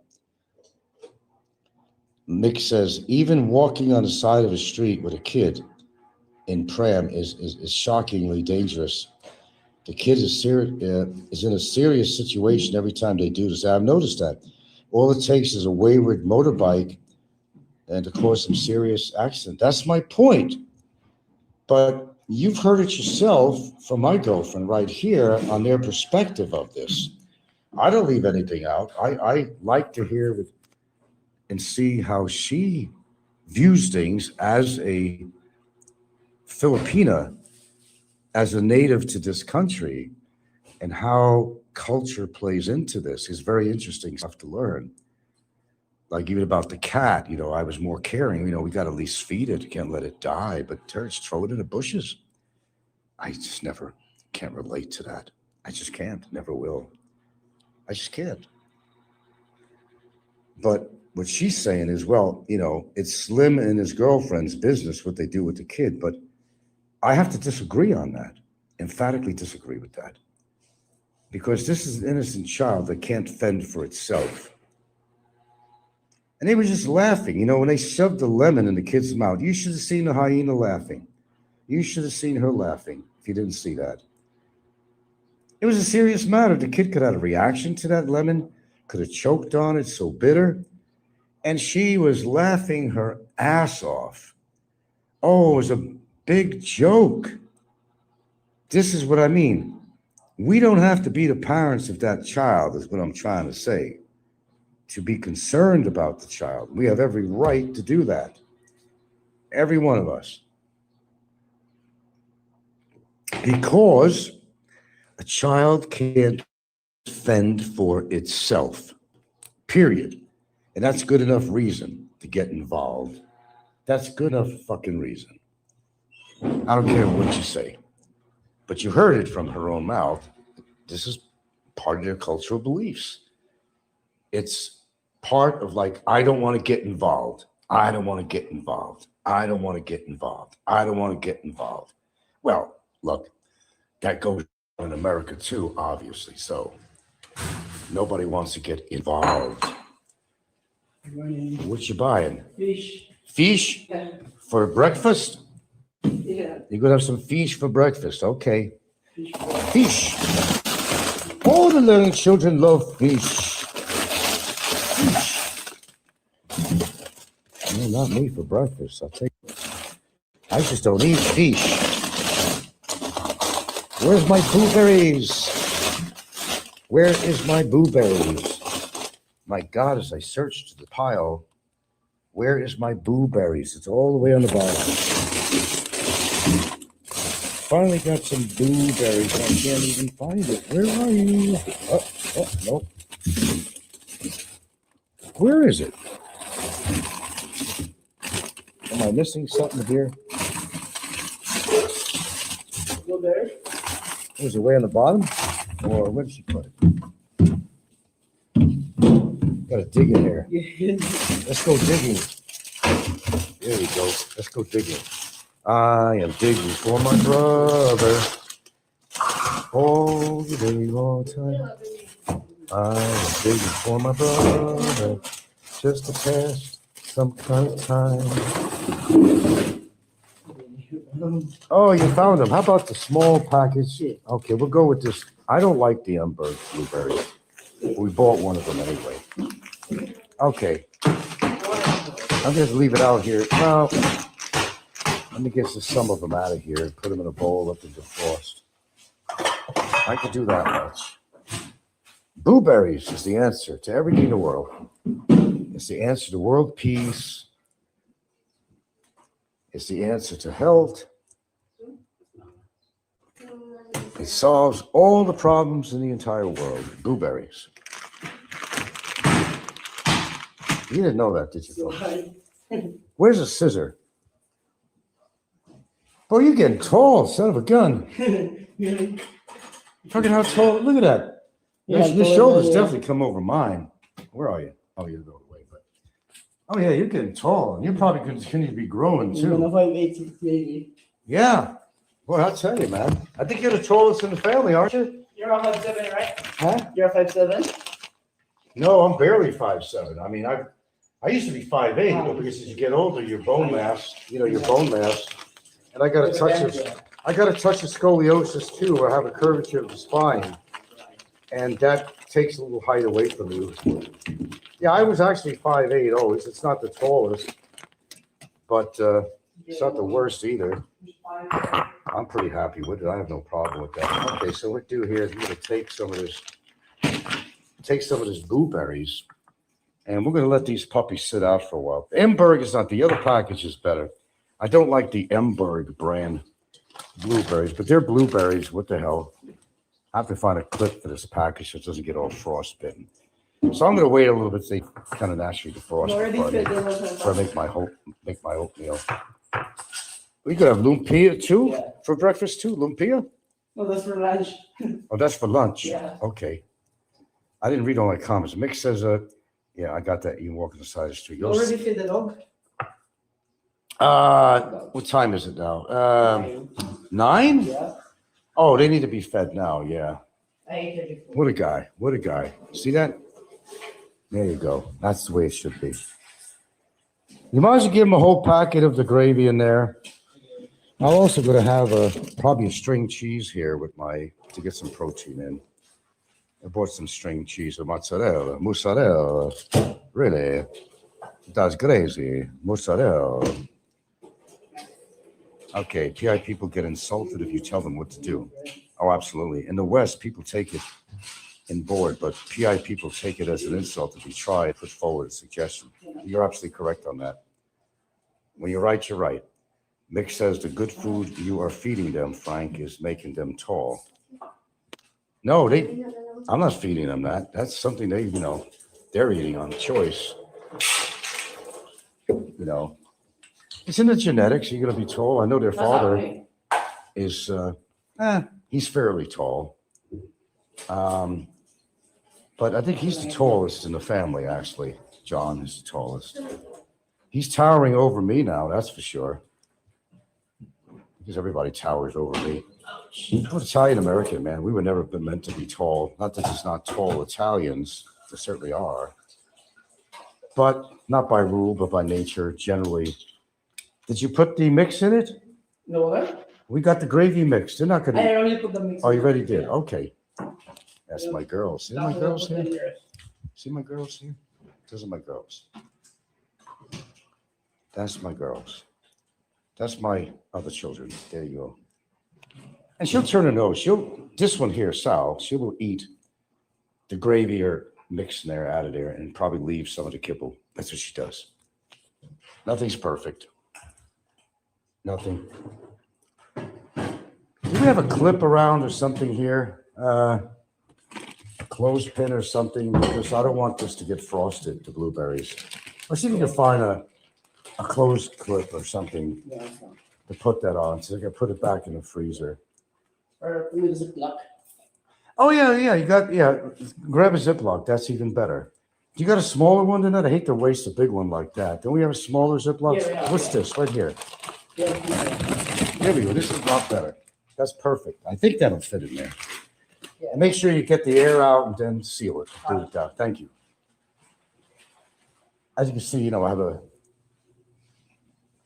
pretty damn good relationship with the kids.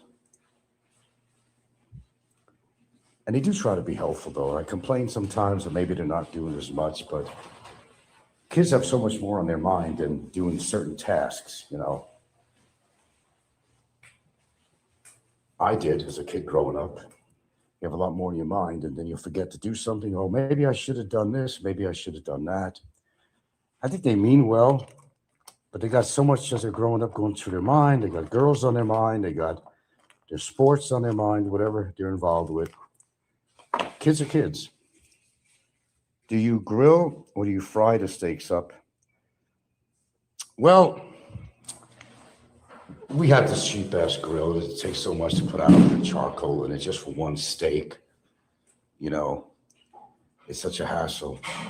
No, generally, and I don't really use the air fryer for that, to be honest with you.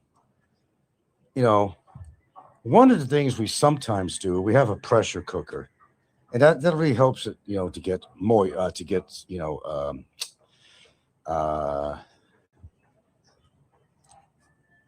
to make it, boy, more tender.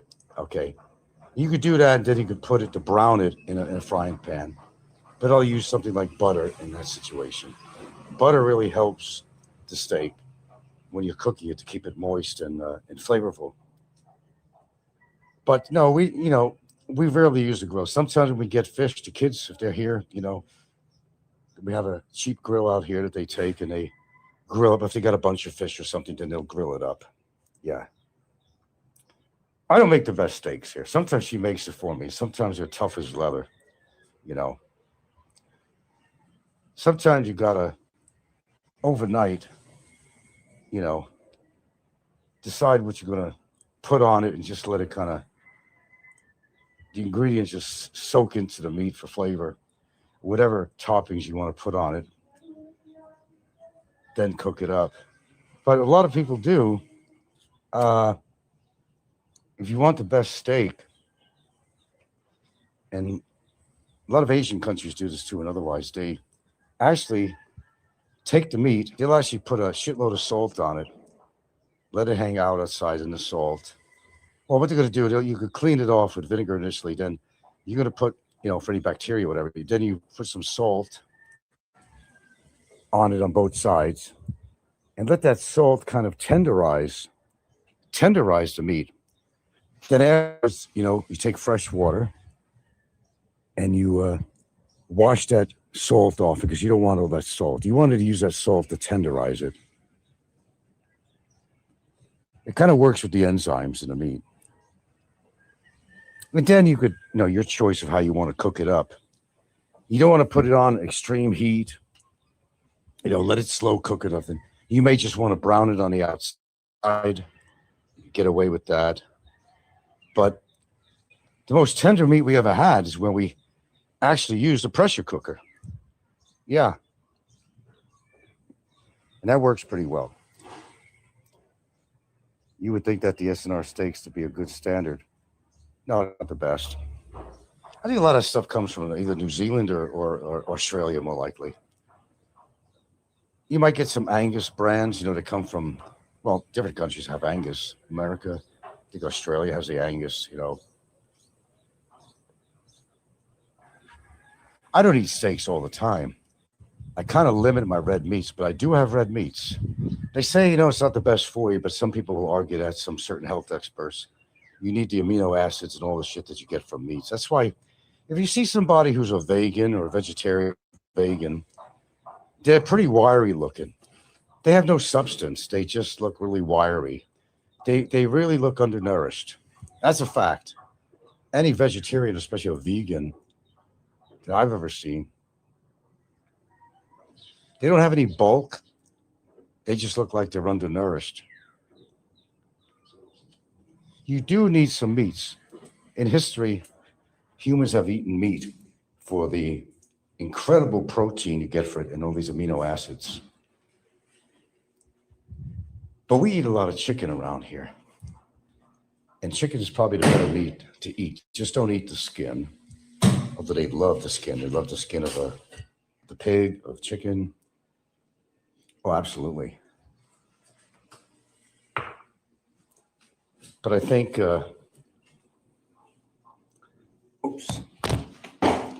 pardon me. You got your choices.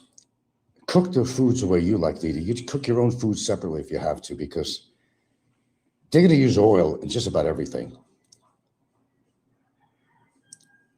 New Zealand. You would think this. Bill Myers says New Zealand. Is that where they come from? Okay. The skin is usually very pale. Whose skin? Whose skin is pale? I'm looking at an ant on here. Little ants. And she had a cookie with her Very healthy breakfast, with her coffee. So I had one too. I'm guilty as charged. And you leave like even a tiny little crumbs on the table, and you'll watch these tiny little microscopic on the table, and they're gonna. Here's one. Here we go. And they'll walk away with this. It may seem small to us, but that's like a smorgasbord to them. That little piece of crumb from the cookie.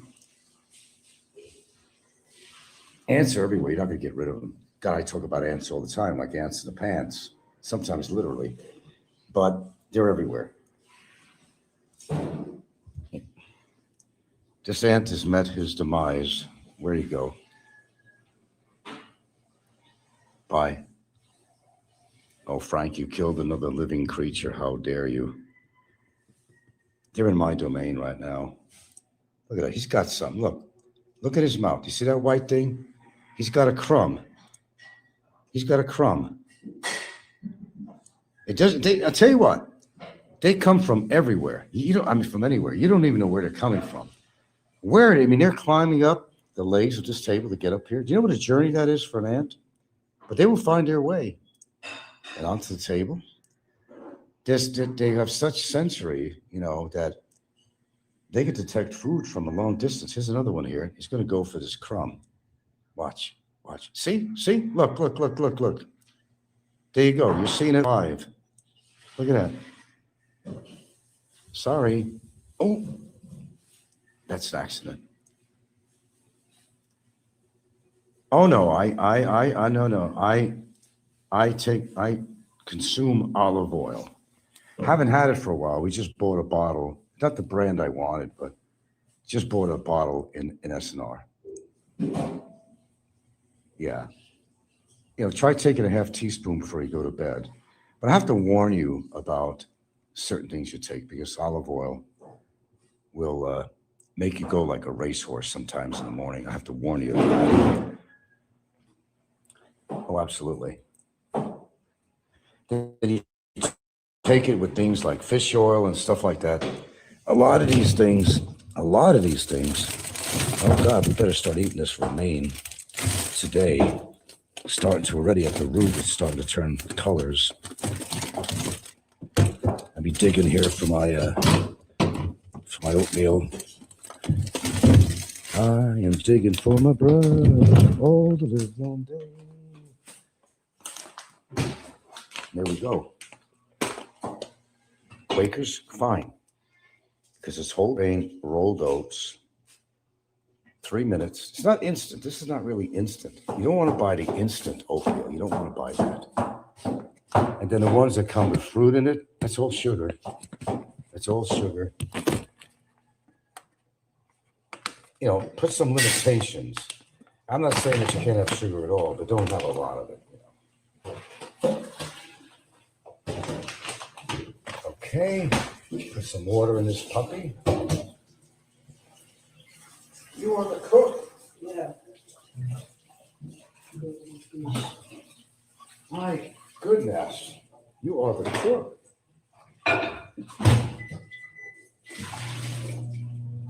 When John was here, he's preparing a breakfast for a king. Look at this.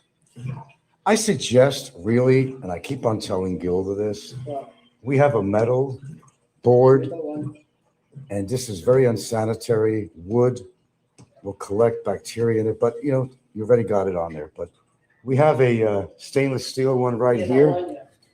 This is what you actually should be using, okay? But since you already got it on the board, just whatever, continue what you're doing. He's going to make fish for breakfast. Tinola. You're going to have tinola. They love their food. They absolutely love their food.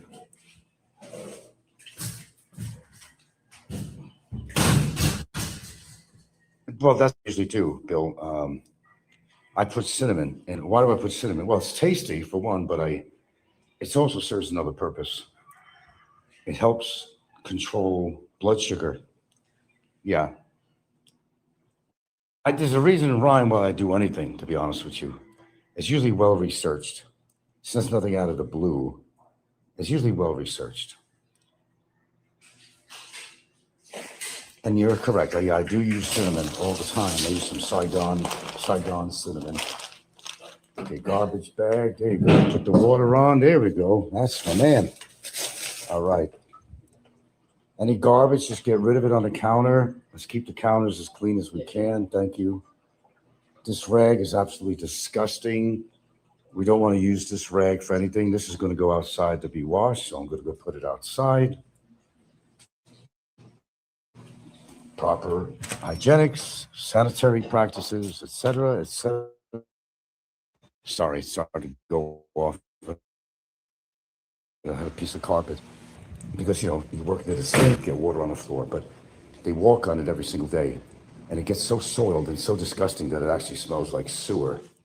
So I took it upon myself to take it after I came home because I smelled something terrible in the kitchen, just terrible. I noticed that, man, this is discolored and the smell is coming from somewhere. It was coming from that. So I took it upon myself to go wash the goddamn thing.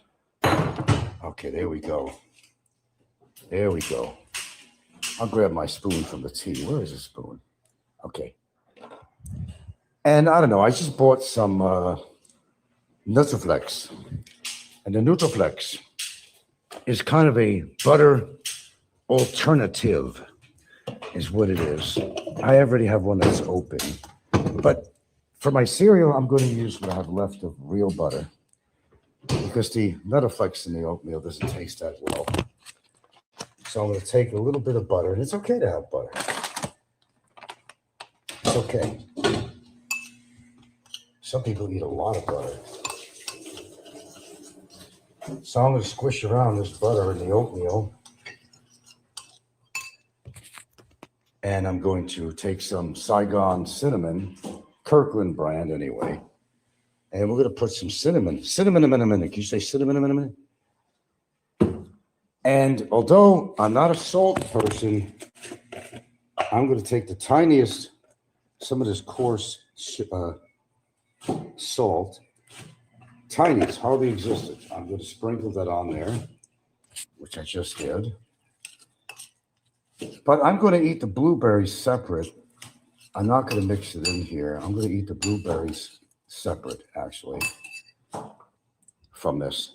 It just interferes with the flavor of the cinnamon, Ouch, that was hot. That was hot. So while the blueberries are kind of naturally defrosting, we'll put them on the side. Already down my tea, which contained turmeric, black pepper, and ginger. I just don't have the lemon this morning or the lime. So we're done with that. Just got to get my vitamins out after this.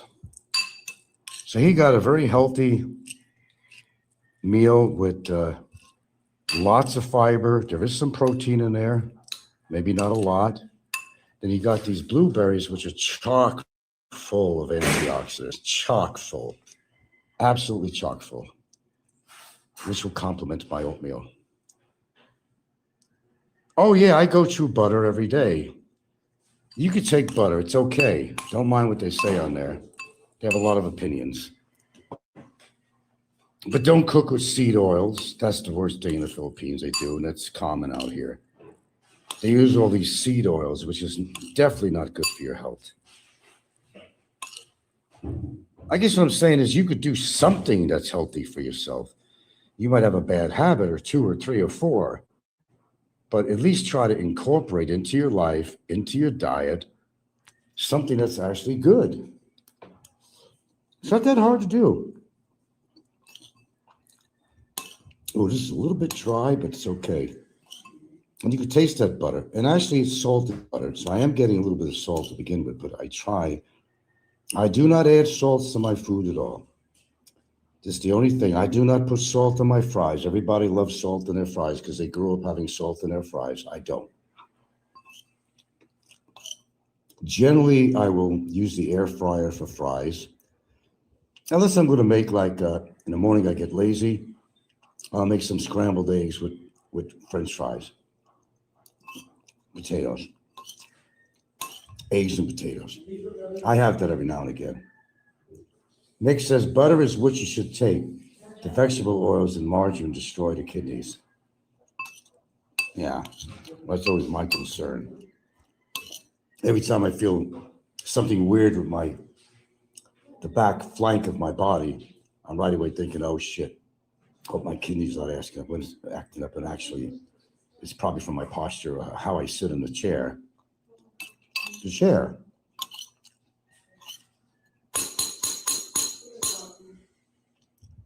No, don't talk about potatoes. I am Mr. Potato. If you're going to eat potatoes, cook them with the skin on, because the fiber that's in the skin, you know, you have a lot of carbs, in potatoes. If you're worried about your sugar level, so what you do is cook it with the skin on, because the skin on the potato helps kind of fight the effects of the carbs. Believe it or not, this is the fiber.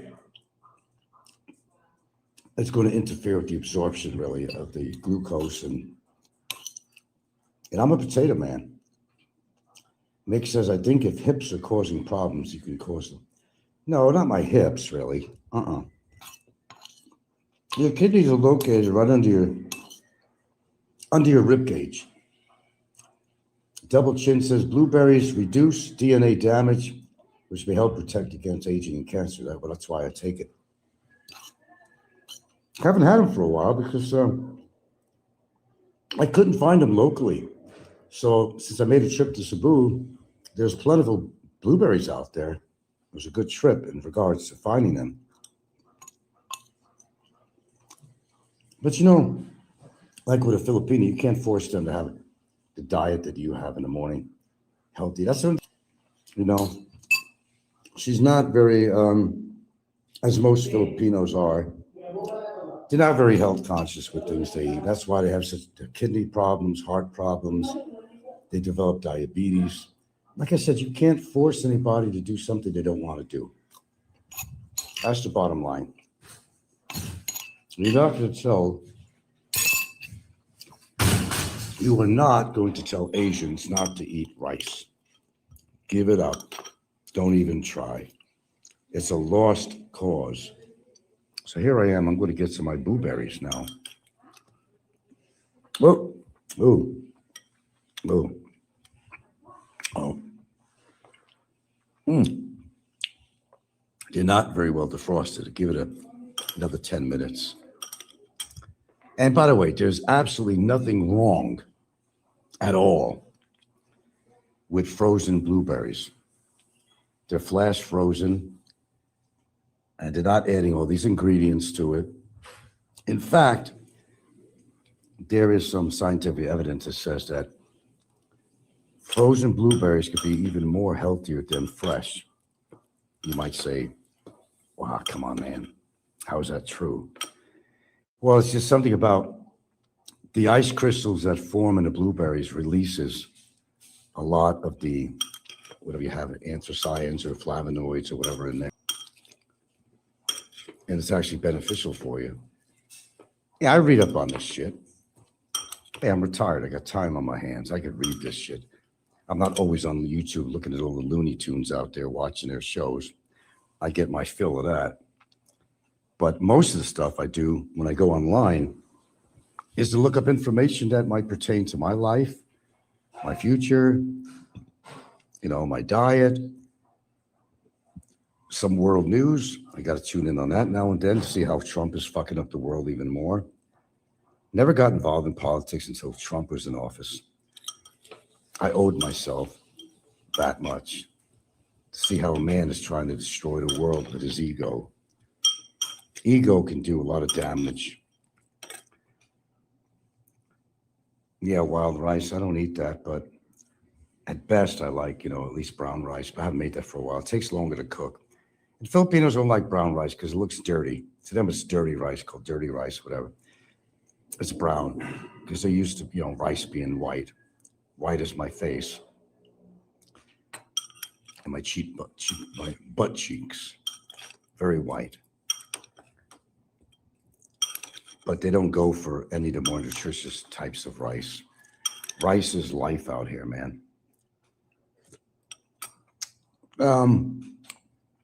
Actually, Bill, I don't even think wild rice is actually classified as a rice. I don't know. You have to look that up. It's what I understand.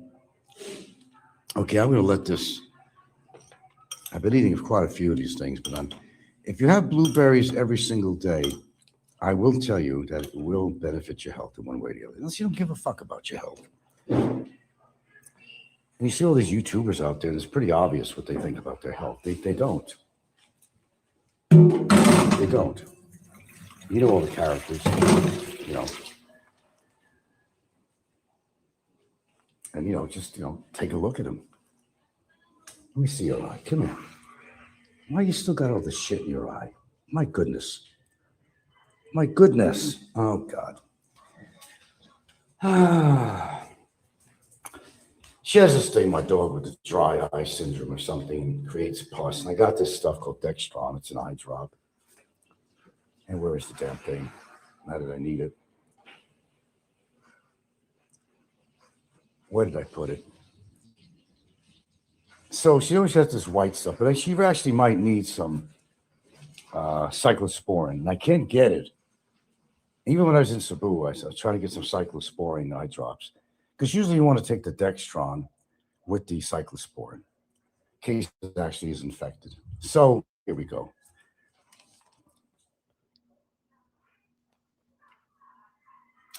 It's not, it's an eye lubricant is what it is. And where's my cotton pads? Where's my cotton pads? I think it's in the living room. And she's smart. All I have to say is, let me see your eyes. She knows exactly what I'm talking about. And you're going to see this in person. All I have to do is let me see her eyes. And she'll come right for me because she knows I'm going to do something special for her eyes. Oh, absolutely. Okay, let me see if I can find the pads. Here we are. Now watch this. Wait, let me get the medicine out. Ginger, let me see your eyes. She knows. Okay, let me put this down for a second. Good girl. Good girl. Let me see your eyes. Such a good girl. Yes, you are. You are such a good girl. I'll put 3 drops in each eye. The vet seems to think it's dry eye type shit, So then you got to wipe it down to get some of that pussy shit out of her eye. The kids did a good job when I was gone. John did. And I told him, I said, can you do this for me while I'm gone in Cebu? Can you kind of wipe the girl's eyes down? I had this regular lubricant. That's not the kind you really needed, but, and if she has all that pus in her eyes, she's not going to be able to see well. Okay, baby? So daddy take care of you? Now, if you're wondering what's all that black around her eye, it's called hyperpigmentation. And a lot of older dogs get this, even on their chest. So if you're thinking, oh, God, did you beat up your dog, Frank? No, I didn't beat up my dog. And sometimes it looks really good, and sometimes it just looks terrible. It's called hyperpigmentation. And a lot of dogs get it, and a lot of older dogs get it. So if you didn't know about that, now you learned something else. Hyperpigmentation. They get it on the chest sometimes. In her case, she always gets it around her eyes. Her other eye is not as bad, but she's had it on her other eye. It's a big responsibility having pets. So that's why I say don't get a pet unless you could take care of it. It's a big responsibility. Love, joy, and hope. Hello, Marku. Aloe's back. I'm sorry, I've been reading my comments here. Double Chin says only use veterinarian prescribed medical. But I did. It came from my vet. Whether he knows his shit or not, that's another thing. Oh, just try this. It's always like tried and true stuff, or what they think it is. You listen to your stream for almost an hour now. God, I've been on for 2 hours and 30 minutes. Oh my God. I'm going to set a record here. Alice says, was chatting on the other channel though. What channel was that? Whose channel were you chatting on? If I may ask. No, we've been covering quite a bit on this morning's show. Quite a bit. Oh, quite a bit. But you said you've been listening for an hour, so you probably got the gist of what I've been talking about. There were several different topics we covered, everything from Slim, the way him and his wife or girlfriend would ever take care of the baby or don't take care of him. You know, we talked about diet with Filipinas. Talked about an incident in Cambodia where this couple was pretty much attacked by this Russian guy having to do being at a temple, and with a Russian guy cut in line, and it went to something very violent. Talking about culture, different aspects of culture. We cover it all. So who has a show on, Al, that you've been listening to? Yeah, we'll be off here pretty soon. I realize people only have a certain attention span, but it's really amazing on my show. I may not have a shitload of subs or viewers, but they tend to kind of hang in there and listen to what I have to say. Because quite frankly, there's nothing interesting much to listen on YouTube anymore. I've noticed a pattern on that. There really isn't. It's the same old shit, same rhetoric, same topic matter. Well, who's bitching at who and all that shit. You know, welcome to, welcome to YouTube. I'll pretty much talk until I'm finished when I have anything to say. I'm the kind of guy that wants to get everything out in one breath, really. It saves a lot of time because, my mind runs all the time. There's always some topic I could talk to, and I could make it a whole new show and separate my topics. But sometimes, I give it a big blast and just kind of gather my thoughts and kind of put them out here on my show. And people still hang in there to listen to me all the time. So I guess I'm occupying a couple of hours of their time. No, I don't like to do shows that are 2 hours long. I've done many of them. Because maybe there was some good dialogue, and that's what keeps me on longer. Because they're always asking me a question about something or responding to something that I say. So I wound up being on here a lot longer than I anticipated. That's why sometimes I have 2 hour shows. There you go. Okay, got to finish my blueberries. Then I'll take a couple of vitamins I normally take every day. Look, I'm not saying it's a cure for everything. It certainly is not an insurance policy to prevent my demise, but it may just, prolong my life in many ways. So that's why I eat certain things. Something complicated. It's called something called self-preservation. Because nobody else is responsible for what you do and eat. You are. So if you're a big fat slob, it's because you choose to be a big fat slob. So then when you get diabetes and heart problems, then you're complaining, oh shit, I got to go through this. I need a new heart valve. And well, who did it?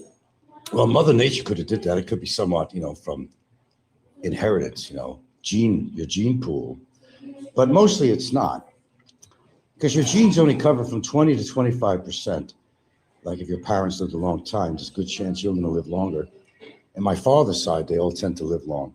He would have lived a lot longer if he would have attended and gone to doctors and seen that he had a prostate problem.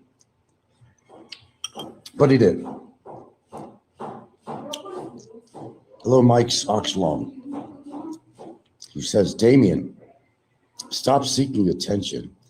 You had almost 1 hour of coddling already. What? You talking about aloe? Oh, Popeye, is he doing a simulcast?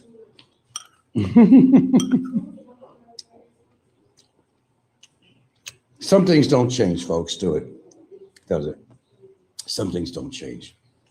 Popeye, of all people, has nothing to say about me. He says plenty about me, but if you would examine his real life or what it's really like, you'd probably discover it's totally uneventful. Has nobody but his daughter at the house and maybe grandkid. He don't have a bunch of friends he's hanging around with or nothing like that. He's not even mobile. He's just a crusty old sailor. That's the only thing he can relate to is his time in the Navy and the time he spent at Subic Bay. Come on, man. This is 2026. That was a long time ago, bro.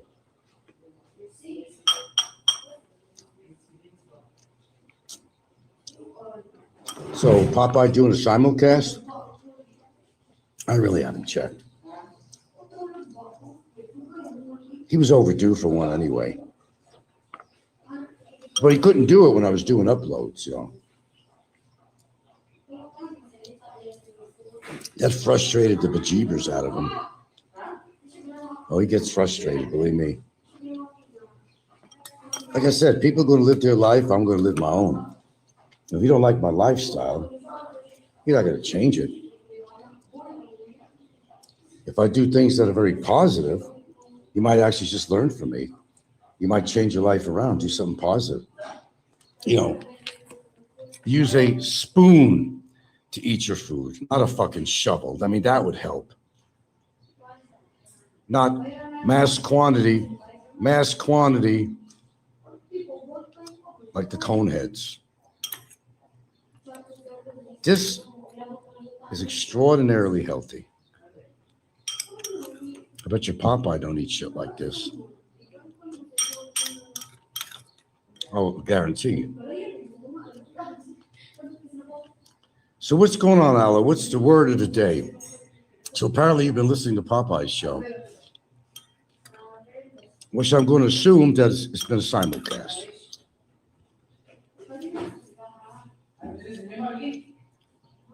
All right, so you were listening to the simulcast. Okay. All right, I've gathered that. Done and done. Done and done. I guess it's going to be a longer show than I anticipated. Okay. Remember, I'm here because you're there. Look what they're having. They're using seed oil and lumpia. But you're not going to change the culture. That's just not going to happen. That's what they eat. That's not what I eat. You can't try to change somebody's culture, which I've been saying on this whole broadcast, really. Give it up. Put it to rest. It's just not going to happen. It's really not your job to change somebody's culture anyway. You still can practice your own. There's no rule out here that you have to abide by all the cultural things out here, but I'm just saying at least respect the culture. You don't have to agree with everything in the culture out here. No, it's okay to disagree. Aloe says, check out the movie The in Cabin 10. Is that a 10? The Woman in Cabin 10. I didn't know if I heard that. On Netflix, is that a new one that came out? That is kind of potent, though, that book. I'll try to remember that. Remember, I'm an old man. My memory is gone. The Woman in Cabin 10. Well, I don't know. The last movie you recommended I watched was really good. I enjoyed that. Very historical about the Philippines and the Japanese and all that. And it was very informative. I think it was very well done. And thank you for that suggestion. Yeah, I saw the whole thing. You surprised I went and watched it, but I did. And I don't regret it. There's not many good movies on, you know. Unfortunately, the ones I want to see are paid for. Even the new shit that comes out of Netflix, they're old movies anyway.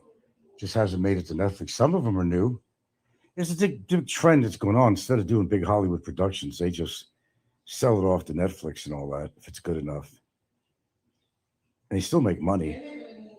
But Hollywood has changed, you know.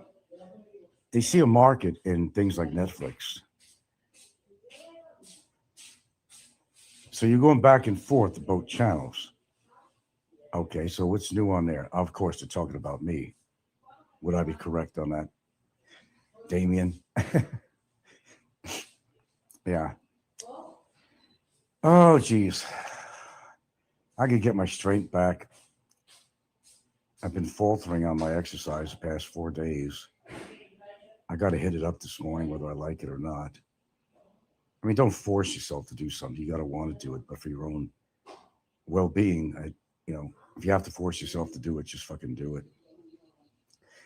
I always begin with my 45-degree push-ups. I'll do about 60 of them and maybe do it another time during the day.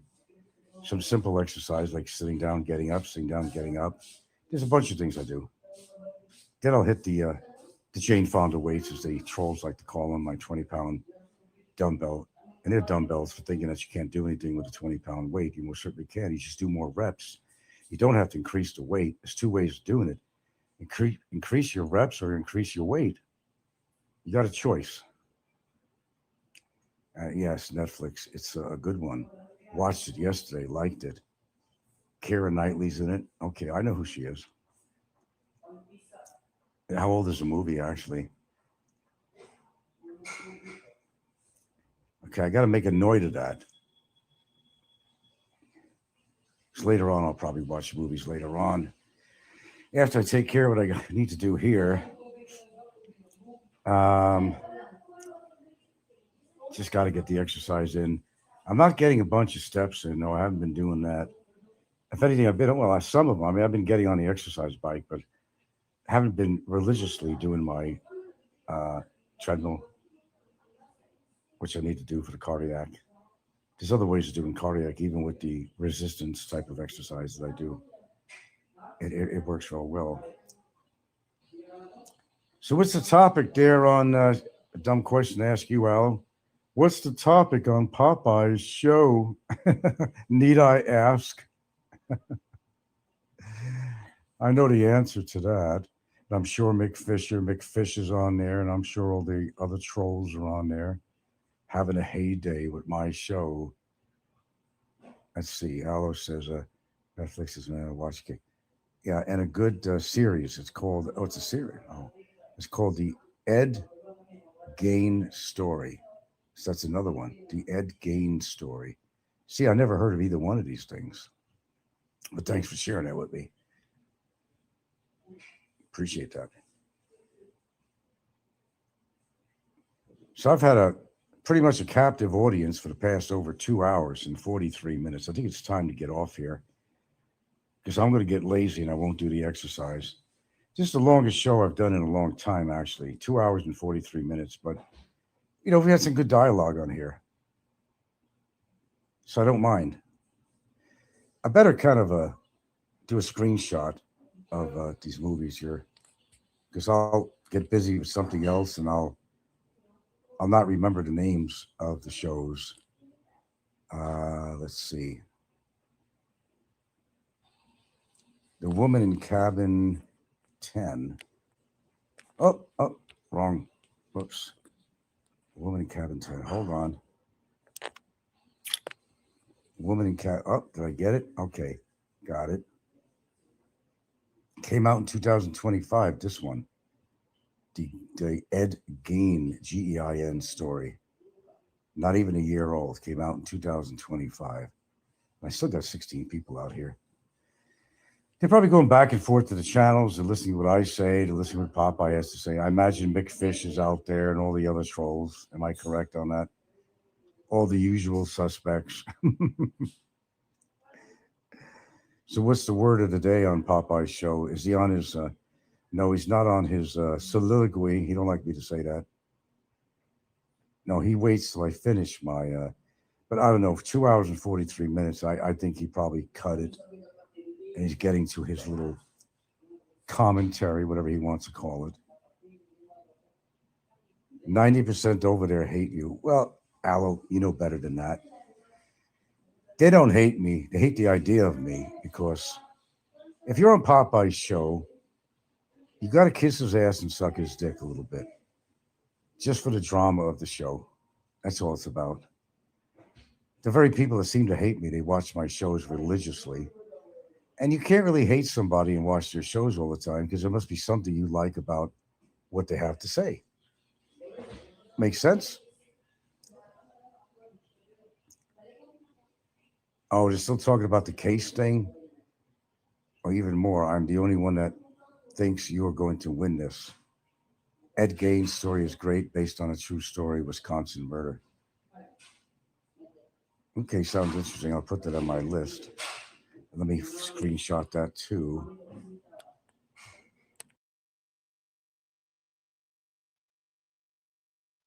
got something on my screen here. Did I Here's get the it? sunset and sunrise information. Oh, okay. And then ChatGPT comes on. Hit the button the wrong way, I get ChatGPT. All right. So we covered a lot of bases today. I think it's been an interesting show. At least I think it was. And I've gained the attention of at least 16 people or more that's stayed in here. Of course, they were going back and forth to Popeye's channel. He's going to croak yet. He's on the list.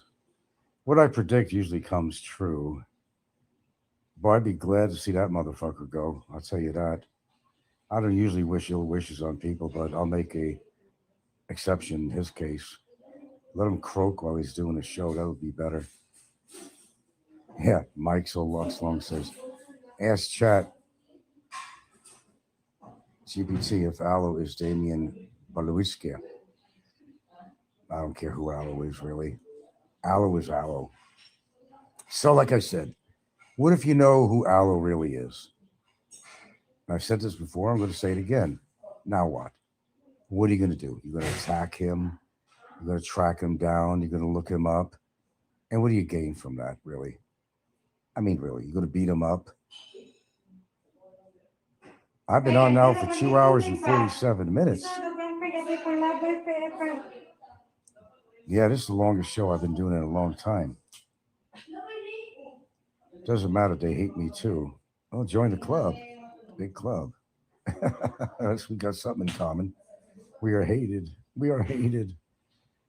Then he asks this question, why? Well, you did run a hate show, Al. You did run a hate show. You gotta understand that. Okay, keep that in mind. Just to be fair about this. My show's not about hate. I just talk about a lot of different shit. And when I talk about the local YouTubers, I'm just basically rehashing some old hash, really. You know, but in a good way. Not that I need material. There's plenty of material out there, topic matter, and I cover a lot of shit. But, you know, I just talk about what I heard and seen on somebody's show. And it's not hate. When they do something stupid, I talk about it. They did something stupid. I didn't. And all we do is talk about it. Alice says, yeah, tell me what you think about, oh, you mean the movie Ed Gein? I don't know which one I'll see first. Be later on today, I think. Ed Gein and the Cabin movie. Do I have a pen around here somewhere? Because a lot of shit goes through my mind, and I'm not always going to remember the name of the show. The Ed Gein story. Oh, where's a pen or something when you need it around here? It's not always there. Where is you pen? You think there'd be 1,000 pens around this house with the kids? A marker, anything, folks, anything, a marker, pen. Where is it all? Well, if you thought it was good, I'll take your word because you did make a good recommendation on another movie that turned out to be pretty good and worth actually watching the whole damn thing. In fact. Oh shit! My apologies. I don't mean to bore you with this shit. I'm trying to find my pen or something. All right, why don't I just do this? I'll take another screenshot. Okay.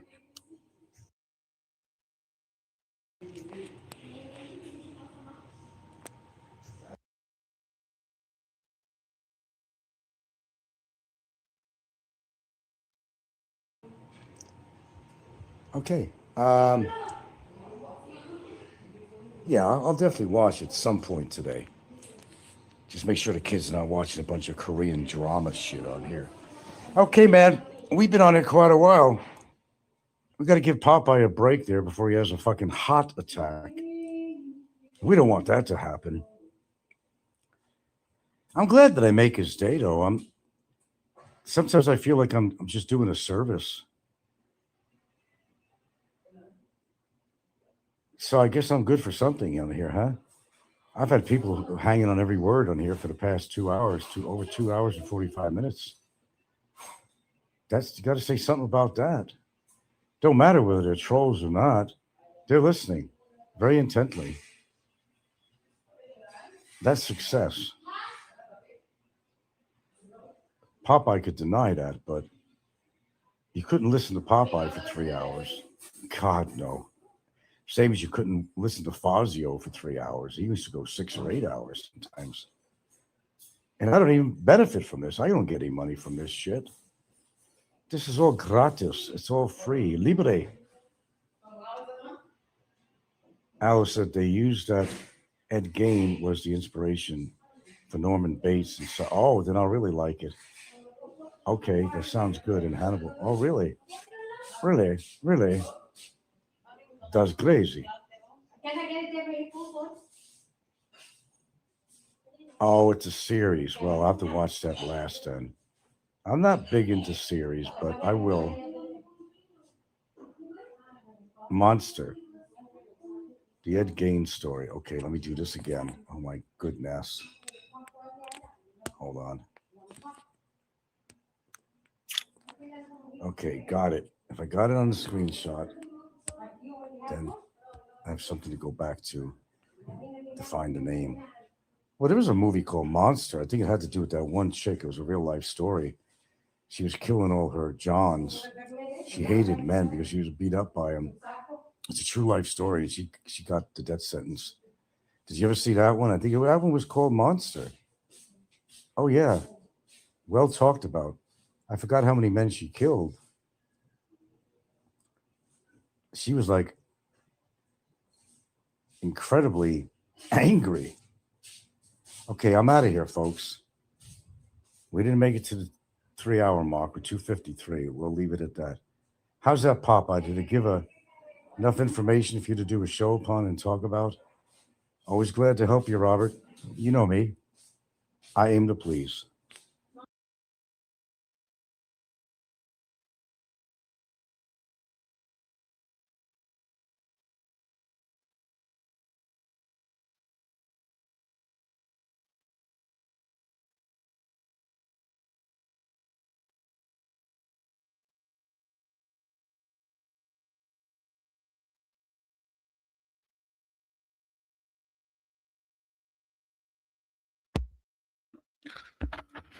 And there you go. He jawed he jawed for about what, 3 hours, and he takes it down. I guess he really believes in what he has to say. All right, here we go. We took a poll here. One of the last polls I took here. Let's end it. Well, I let it go a little bit longer. It's only got 17 votes. So take the poll and we'll discuss the poll. I want to welcome everybody in from Big Fisher to Mike's, Grey Garden Estates, Mr. Tux, Chubba Wubba. Holy shit, Seven Ways was here. Simulacron is here. Steve 25901 is here. ET Travel Freely. Uh, Welcome in, guys. It's great to have you here. And let's take a look here. Is Frank's good mood due to his medication today? 92% yes, and 8% said no. That's a good poll, man. That's a good poll. All right, we got a lot to get into here. And I've been following the live chat between Mike's and Aloe de Winter. And Aloe de Winter is in the minority. He feels Frank will win. Blah, blah, blah, blah, blah, blah. Mike's is on the opposite end of the spectrum. They went back and forth with each other, blah, blah, blah, blah, blah, blah. This is what this channel does. As long as you keep your discourse civil, I will let you have your say in the live chat, as long as you're not threatening or, you really have to get out of line for me to blackball you from the live chat. I don't like blocking people. Did I win? Well, let me put it this way. It's not about winners or losers. This is where I think Aloe is wrong. In Aloe's eyes, it's about, you know, winners and losers. Now, let's take a look at the situation and look at it objectively. Number one, Frank, he paid what? Ah, God, quite a few $1,000s to get Barry locked up. Now, Frank never had to do that because sooner or later, Barry was going to get caught or he was going to get hurt really bad and end up dead. Okay. That's the path Barry was on. But Frank was so upset with Barry. He paid all that fucking money. And when he was told to stop, that's enough. Don't go any further. That's the advice he was given. But he didn't listen. Okay? He didn't listen. He just kept going. He filed cases on Barry. Right? And he spent a few $1,000s there. And he went through a lot of shit to get Barry into court. And he did that to make sure that Barry would not get out of the detention center. But he never had to do it because Barry was a 7-year overstayer. No way they're going to let him out of the detention center on bail. So Frank won the case because Barry took a knee. So it's really not winning the case. It's simply Frank won by default because Barry has no money. Barry had no choice but to take a knee and said, yes, I'm guilty. And now the case is all over. Now, Frank put all that money into the case, paying the lawyers. Now, Barry owes him 250,000 pesos. But you're not going to get any money out of Barry because Barry has no money. Okay. So Frank has a judgment and he's got 250,000 pesos. So take that 250,000 pesos and stack it up against what Frank spent to get Barry into that position. And I have to say that Frank's a loser on this because, dude, if I spent all that fucking money, I want money back. And even if Frank gets the 250,000 pesos from Barry, which is the biggest if in the world, guess what? Frank will still have put out more fucking money than he got back. That's a L right there in my book. Okay. Now, I'm looking at this as pragmatic and unbiased as I can. And I will be honest with you, I can't stand either of these fucking idiots. I think they're both fucking losers. They're both a waste of human fucking flesh. But when it comes right down to it, Frank is taking a lot of L's, especially when it comes to the pocketbook. Okay. And when you take L's to the pocketbook or the almighty wallet, that's a total L, a loss in my book. Simple as that. Right? Now, what's going on with the papers, with the deportation? Let's see. I hope Frank has to stay in the Philippines. His life is completely miserable. And it is. All you have to do is listen to Frank and you can hear how miserable he fucking is. Welcome in, Don C. Good to see you. And welcome in, Mike Fisher. There is a pizza restaurant in the U.S. that Barry owes $9 from a bad check 15 years ago.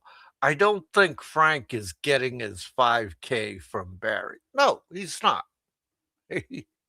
He's not. It's not going to fucking happen. Okay. Barry hasn't even paid his fucking overstay fees. Okay. Barry spends all his money on his food, his cigarettes, and his protection there in Bill Bid prison. And he's going to be in Bill Bid prison for a long fucking time. Okay. That's it. Okay. Now, this thing that Frank is got going on with Shaw, he's already lost. As far as I'm concerned, that paperwork is valid. And that paperwork should have never been put out there. Jay's a fucking idiot.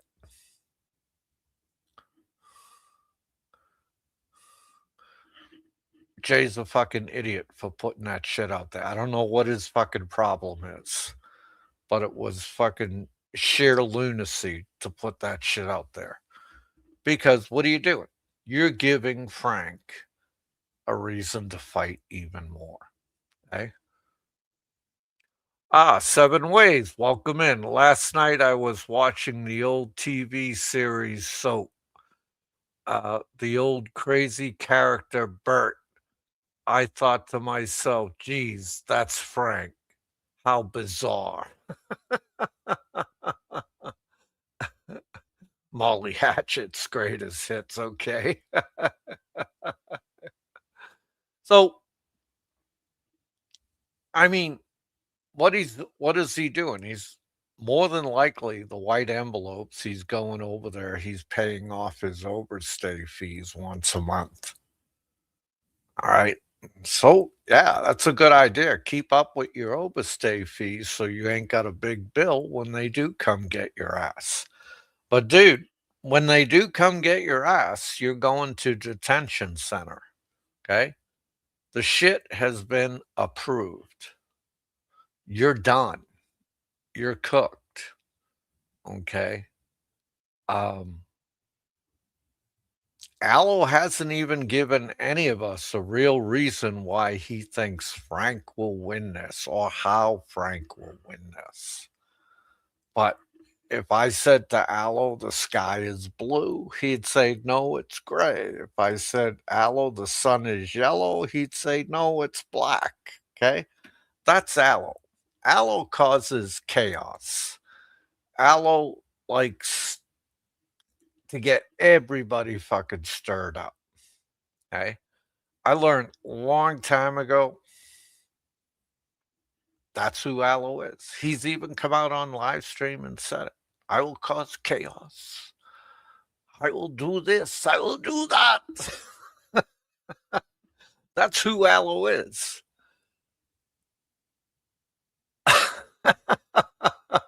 Mike Oxlawn thinks Allo is a little slow. I personally think Allo is just an asshole. Okay. And he likes to come online and he likes to be an asshole. That's all there is to it. And there he is right there. The real results, Popeye.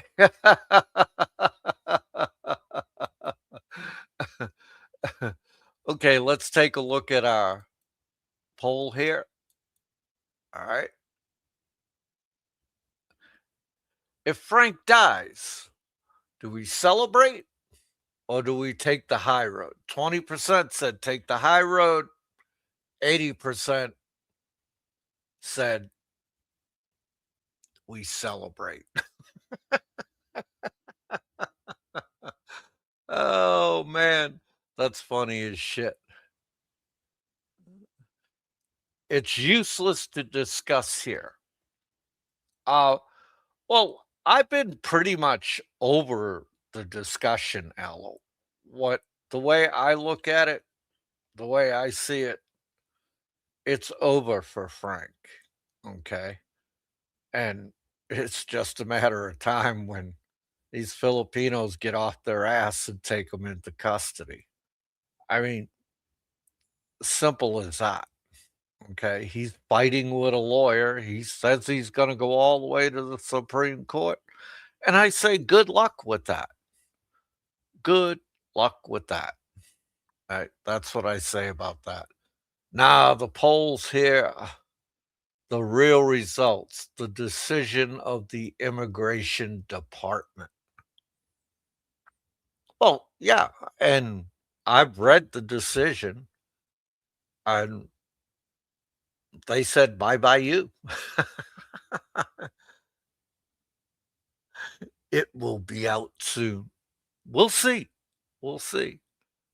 The verdict we are waiting for. It's not even a verdict, Aloe. Okay, a verdict is in court.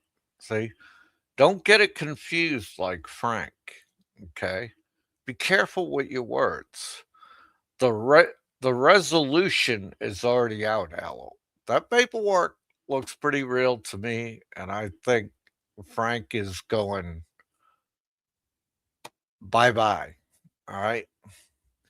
And dude, I'm not going to argue with people over it or get nasty with people over it. I'm just in the wait and see mode. Okay. It will it will be out soon. I expect the verdict within the first 6 months of this year. Well, this is what I expect. In March, I expect they'll come pick his ass up because that's when the clock ends for Frank.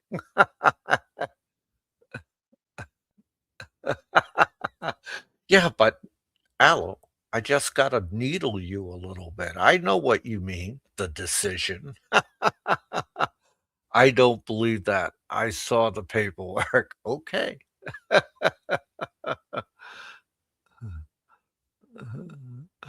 All right. So we'll see what happens. And, you guys can fight all day and argue back and forth like pundits on Fox News. It's not going to change what's really going to happen. It's just not. That's why I'm laughing my ass off because I don't have two shits to give.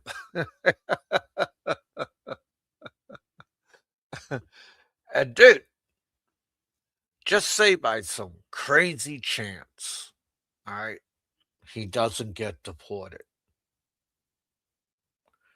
He's miserable as a shithouse bat. Okay. To me, that's just as good as getting deported. He's miserable on that shithole island. You remember, Aloe, when you were telling us all what a shithole battalion was? And your wife told you to shut your fucking mouth so you don't get in trouble? He's miserable. I mean, his sewer water is leaking into his drinking water. He's got ants, he's got bugs, cats come in the house.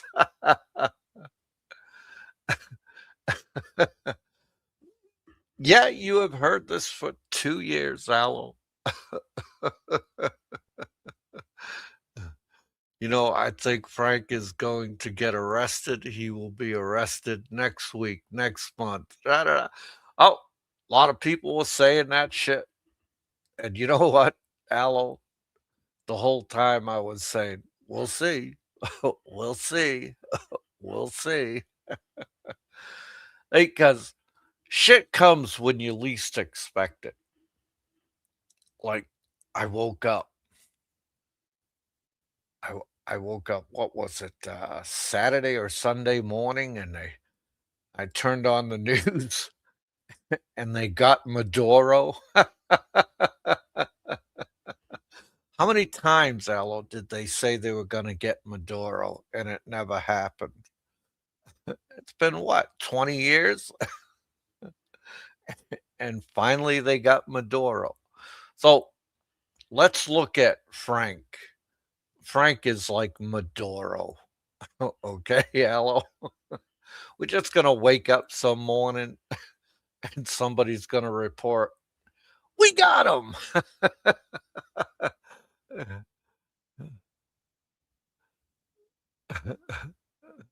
Yeah, he was. He was. Allo, you were saying that about Bama for 5 years on the R crew. That's true. That's true. People, people here, Allo, have long fucking memories, okay? Uh, so, you know, and the only thing I really disagree with what you did, Allo, is when you went in there and you called Shaw trash. I mean, that was not a good thing to do. Okay.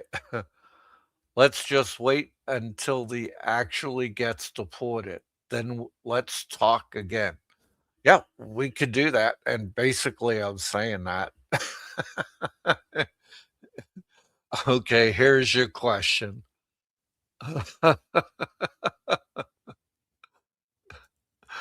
Oh, come on, Owl, spit it out. You can do it. You're a big boy. If he does not get deported and blacklisted, what then? Uh, I have no idea. All I know is that's fucking mean old man stuck on a dusty fucking shithole of an island who fucking hates living there, hates the Filipino people, fucking hates the food. I mean, so what then? People probably wait till he fucking dies and celebrate. Uh-huh. Yeah, but you, you know, that ain't right, man. That just ain't right. If he doesn't get deported, can we send the boys around? Dude, anything could happen to Frank. Even before he gets deported, he could fucking something bad could happen to him. I don't know what. Okay. But maybe he over medicate himself or something. Oh, but that's where the situation stands. If he does not get deported and blacklisted, he wins big time. Hope everyone here can admit that. But here's the question for you. What does he win? I mean, what does he win? I mean, everywhere this guy goes, he causes problems for somebody. He's a pain in somebody's ass. What does he really win? Let's just be clear about that. If he does not get deported and renews his visa, he wins big time. I don't know. What does he really win? That's what's the prize? His life sucks. You're not, you're not, you're not addressing that. What does he win? I don't know what he fucking wins. Period. Okay. He lost with Barry. Barry's locked up, owes him fucking money. Frank spent a ton of money on him, more than he's gonna ever get back from Barry. Dude, when you take a loss in the wallet, Allo, that that's that's a loss. That's a big L. Okay. So hey, I mean, and the guy's a pedophile. I could say that, Allo. The guy's a pedophile. Just check out all the stupid shit he's done lately with children. You can't deny that. I mean, really. And you mentioned the money he spent. You fail to overlook the fact that he chose to spend the money. Just because you choose to do something stupid doesn't put you in the win column. See, Al, I will address your questions directly. Like, you choose to do something stupid like spend all that money, and you can't foresee that you're not going to get anything back, anything tangible back. You're fucking retarded. You truly are fucking retarded, man. If I could spend 250K to put people behind bars for 3 years, I would spend that money. But see, Aloe, that's your value system. Okay. What we know of Frank is a cheap fucking cocksucker. Frank is crying. He ain't got that fucking 250,000 pesos yet. And he's begging other fucking people to pay Barry's debt because Frank is a cheap cocksucker. You cannot compare your value system to Frank's value system. It don't work like that. Okay? Uh-uh. You got nixed on that one, Aloe.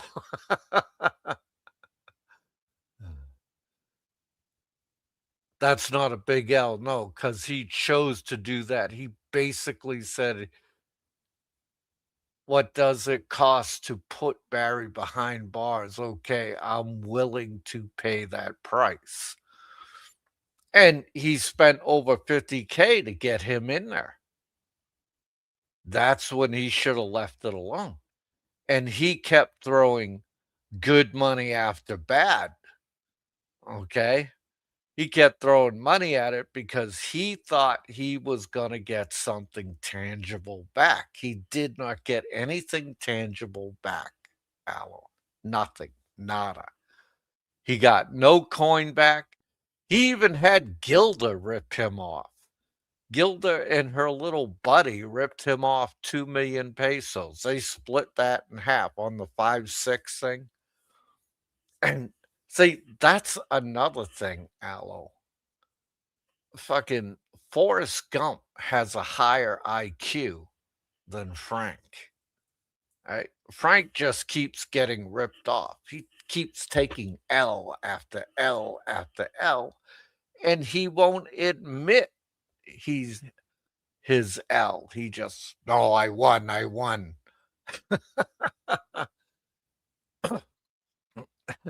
That's for you, Aloe. Aloe, who really gives a shit about you? Okay. And let me ask you this, Aloe. Who really gives a shit about me? Fucking nobody.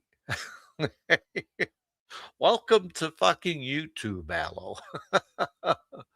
Last but not least, there's a reason why almost all the guys in here, including you, hate him so much is that he has never been punished for anything. So you guys yearn for revenge. Well, see, Aloe, that is your opinion. Okay. That's not a fact. Okay. That's your opinion. Okay. And here's my opinion on that. He's being punished right now. I mean, his old lady is fucking the Zumba guy. Those kids don't respect him. He's got ants crawling up his leg. Let's see, Mick Fisher. I don't think anyone else would do any of this insanity. I remember people saying that if they only had a real name of Brevis, oh, what they would do. What did they do? Not a thing. That's fucking fact. Nobody's done anything to fucking Brevis. Got his real name out there. Nobody's filed a case on him. Nobody's kicked his ass. Nada. Nothing's happened. Okay? Nothing's happened. Oh, man. Everyone gives a shit about Frank. You know it.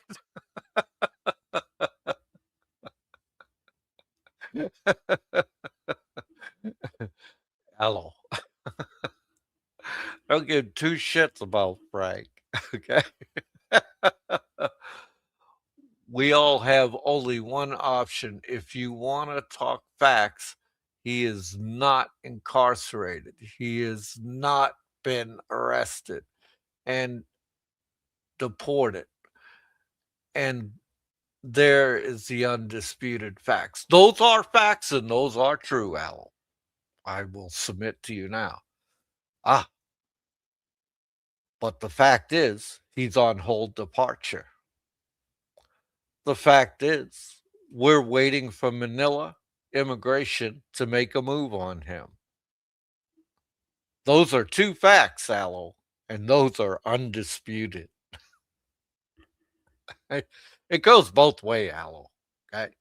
See, a lot of times, Aloe, what you never realized is I don't give a flying fuck about people's opinions. Okay, because opinions are like assholes. Everybody's got one, and they all stink. And that includes my own opinions. You could take it, leave it, throw it out the fucking window, whatever you want to goddamn do. I don't give two shits.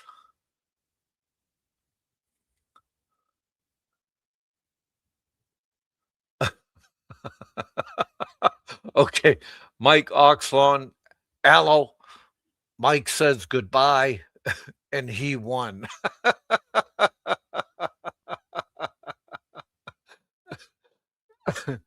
Oh, dude. Hang on. He's an administrative hold. Yes. No, he's on hold departure, Aloe. Hold departure. Okay. He cannot leave the country.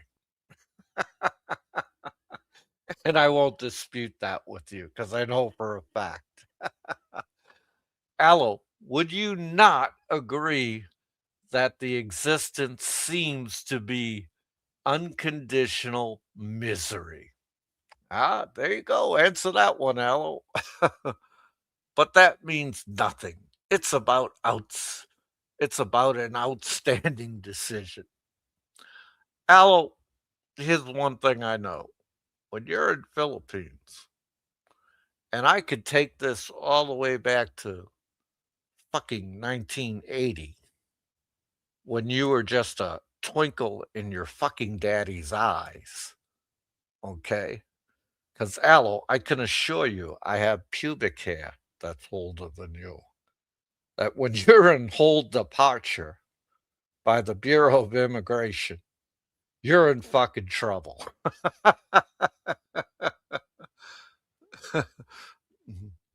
Take your victory laps when he gets deported and arrested. Then you take your victory. I'm not taking any victory laps. I'm sitting here discussing.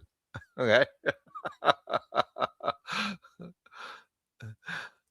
Now the question is, Aloe, what will you do or say if he gets deported? That's a good question from Mick. How about you answer that one, Aloe? Because I've been reading all your shit and answering all your questions. And we got 30 in the live chat. They're hanging in there listening to this shit.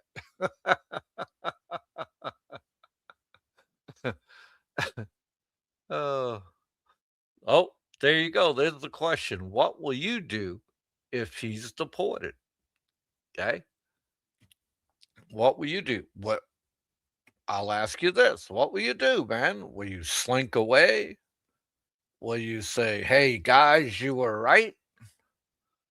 I mean, I at least expect that because Aloe, when we argued over the 2020 election and you were right about it, I congratulated you and I said, "You were right. You got me on that one, Aloe." Did I not?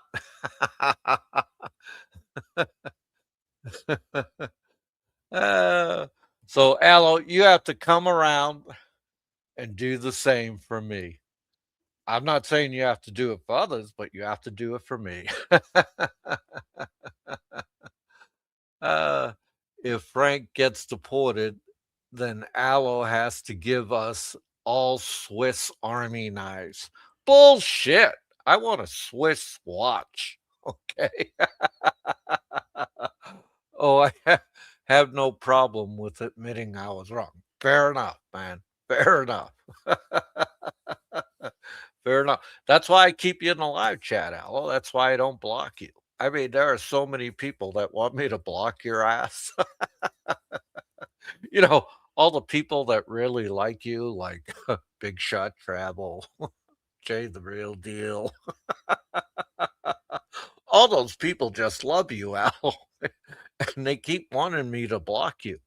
The question is, after all the witch hunt here for months, will you guys admit he won? Will I admit he's won nothing yet? But if he ever wins anything, yeah, I will admit it.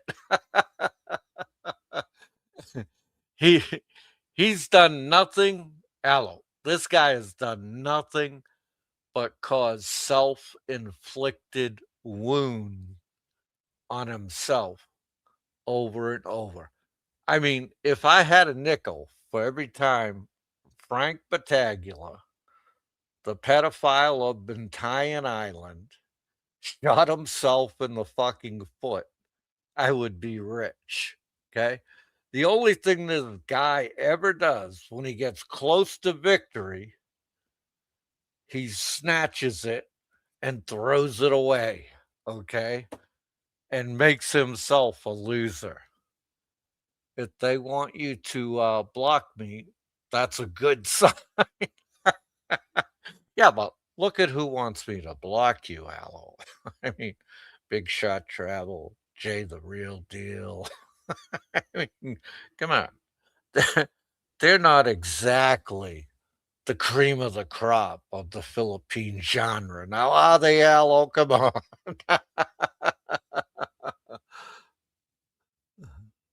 Yeah, exactly. I mean, that's the best I could say about Frank, is what Mick Fisher has said. Won the battle, but lost the war. Okay.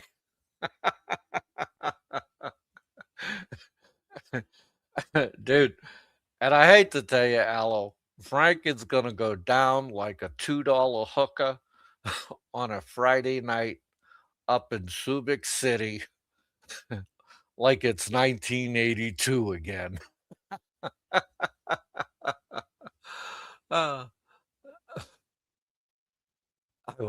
and Mr. Tux, I will not admit anything until I have a lawyer. Yeah, Frank chose that hill to die on. He sure as shit did. I just wish Aloe and Jay would be friends. See how nice that is? These guys you mentioned are the top losers of the community. You finally figured that out, Aloe? Oh. And Aloe, Aloe, how did you find out those guys were the top losers of the community? What gave you a clue? Uh, God damn it, Popeye, those old stories of blowjobs under the table. LOL. Oh my God, I tell a little story about a game called Smiles, all right? And the motherfucker gets morally upset. Like I mean, dude, this guy should be in religion, okay? He should be in a religion. I mean, because like he's always talking about moral turpitude. He's always talking about uh, how morally wrong these guys are when they're out there fucking all these Filipinas and they're eating nasty coochies. This guy, he should have been a priest. A prediction like a racehorse. Which one is going to win the race? His finances, his finances and health will be a relationship still in the toilet, much of it due to his obsession with YouTube. That's correct. Okay. And see, Aloe, in earlier comments, you called this a witch hunt. Okay. I beg to differ. Okay. A witch hunt is when they go after somebody innocent. That's the definition of a witch hunt, my friend. Okay. No. See, this big mouth Italian boy brings all his woes upon himself. Okay. So don't ever call it a witch hunt. Okay. Because Frank's innocence is very, very questionable. Okay. Frank has done and said things online to many Filipinas. Okay. Many other bloggers. Frank brought this on himself. This is not a witch hunt. I mean, it sounds nice to call it a witch hunt. Really does. It's a very good catchphrase. I mean, and I don't blame you for using it, Aloe, because you're sticking up for your boy. What is your prize going on a live stream with no viewers gloating? Very true. Very true, man. Very true. But guys, we've been going here for three 3 hours and 11 minutes, man. And I want to thank all you guys for coming in. The conversation has been quite enlightening. It's been riveting. SS. So, of the most things happening on here is choreographed. You're sounding like Frank now. Okay. Take it easy, Aloe. Aloe. Aloe. Get some Swiss Miss cocoa. Put some marshmallows in it. You're going to feel better. This is all a farce. It's just a joke. Don't take so seriously. That's true. And I really don't take any of this shit fucking seriously. I mean, I'd say the only one really taking any of this shit seriously these days is Jay the Real Deal. Right? Ain't that right, Lucy? Did I make you feel sexy, Aloe? But anyway, folks, I got to get out of here. It was a great time tonight. And you're right, Aloe. It is a sexy topic. Okay. You guys have a good night. This is Popeye One. I'm out.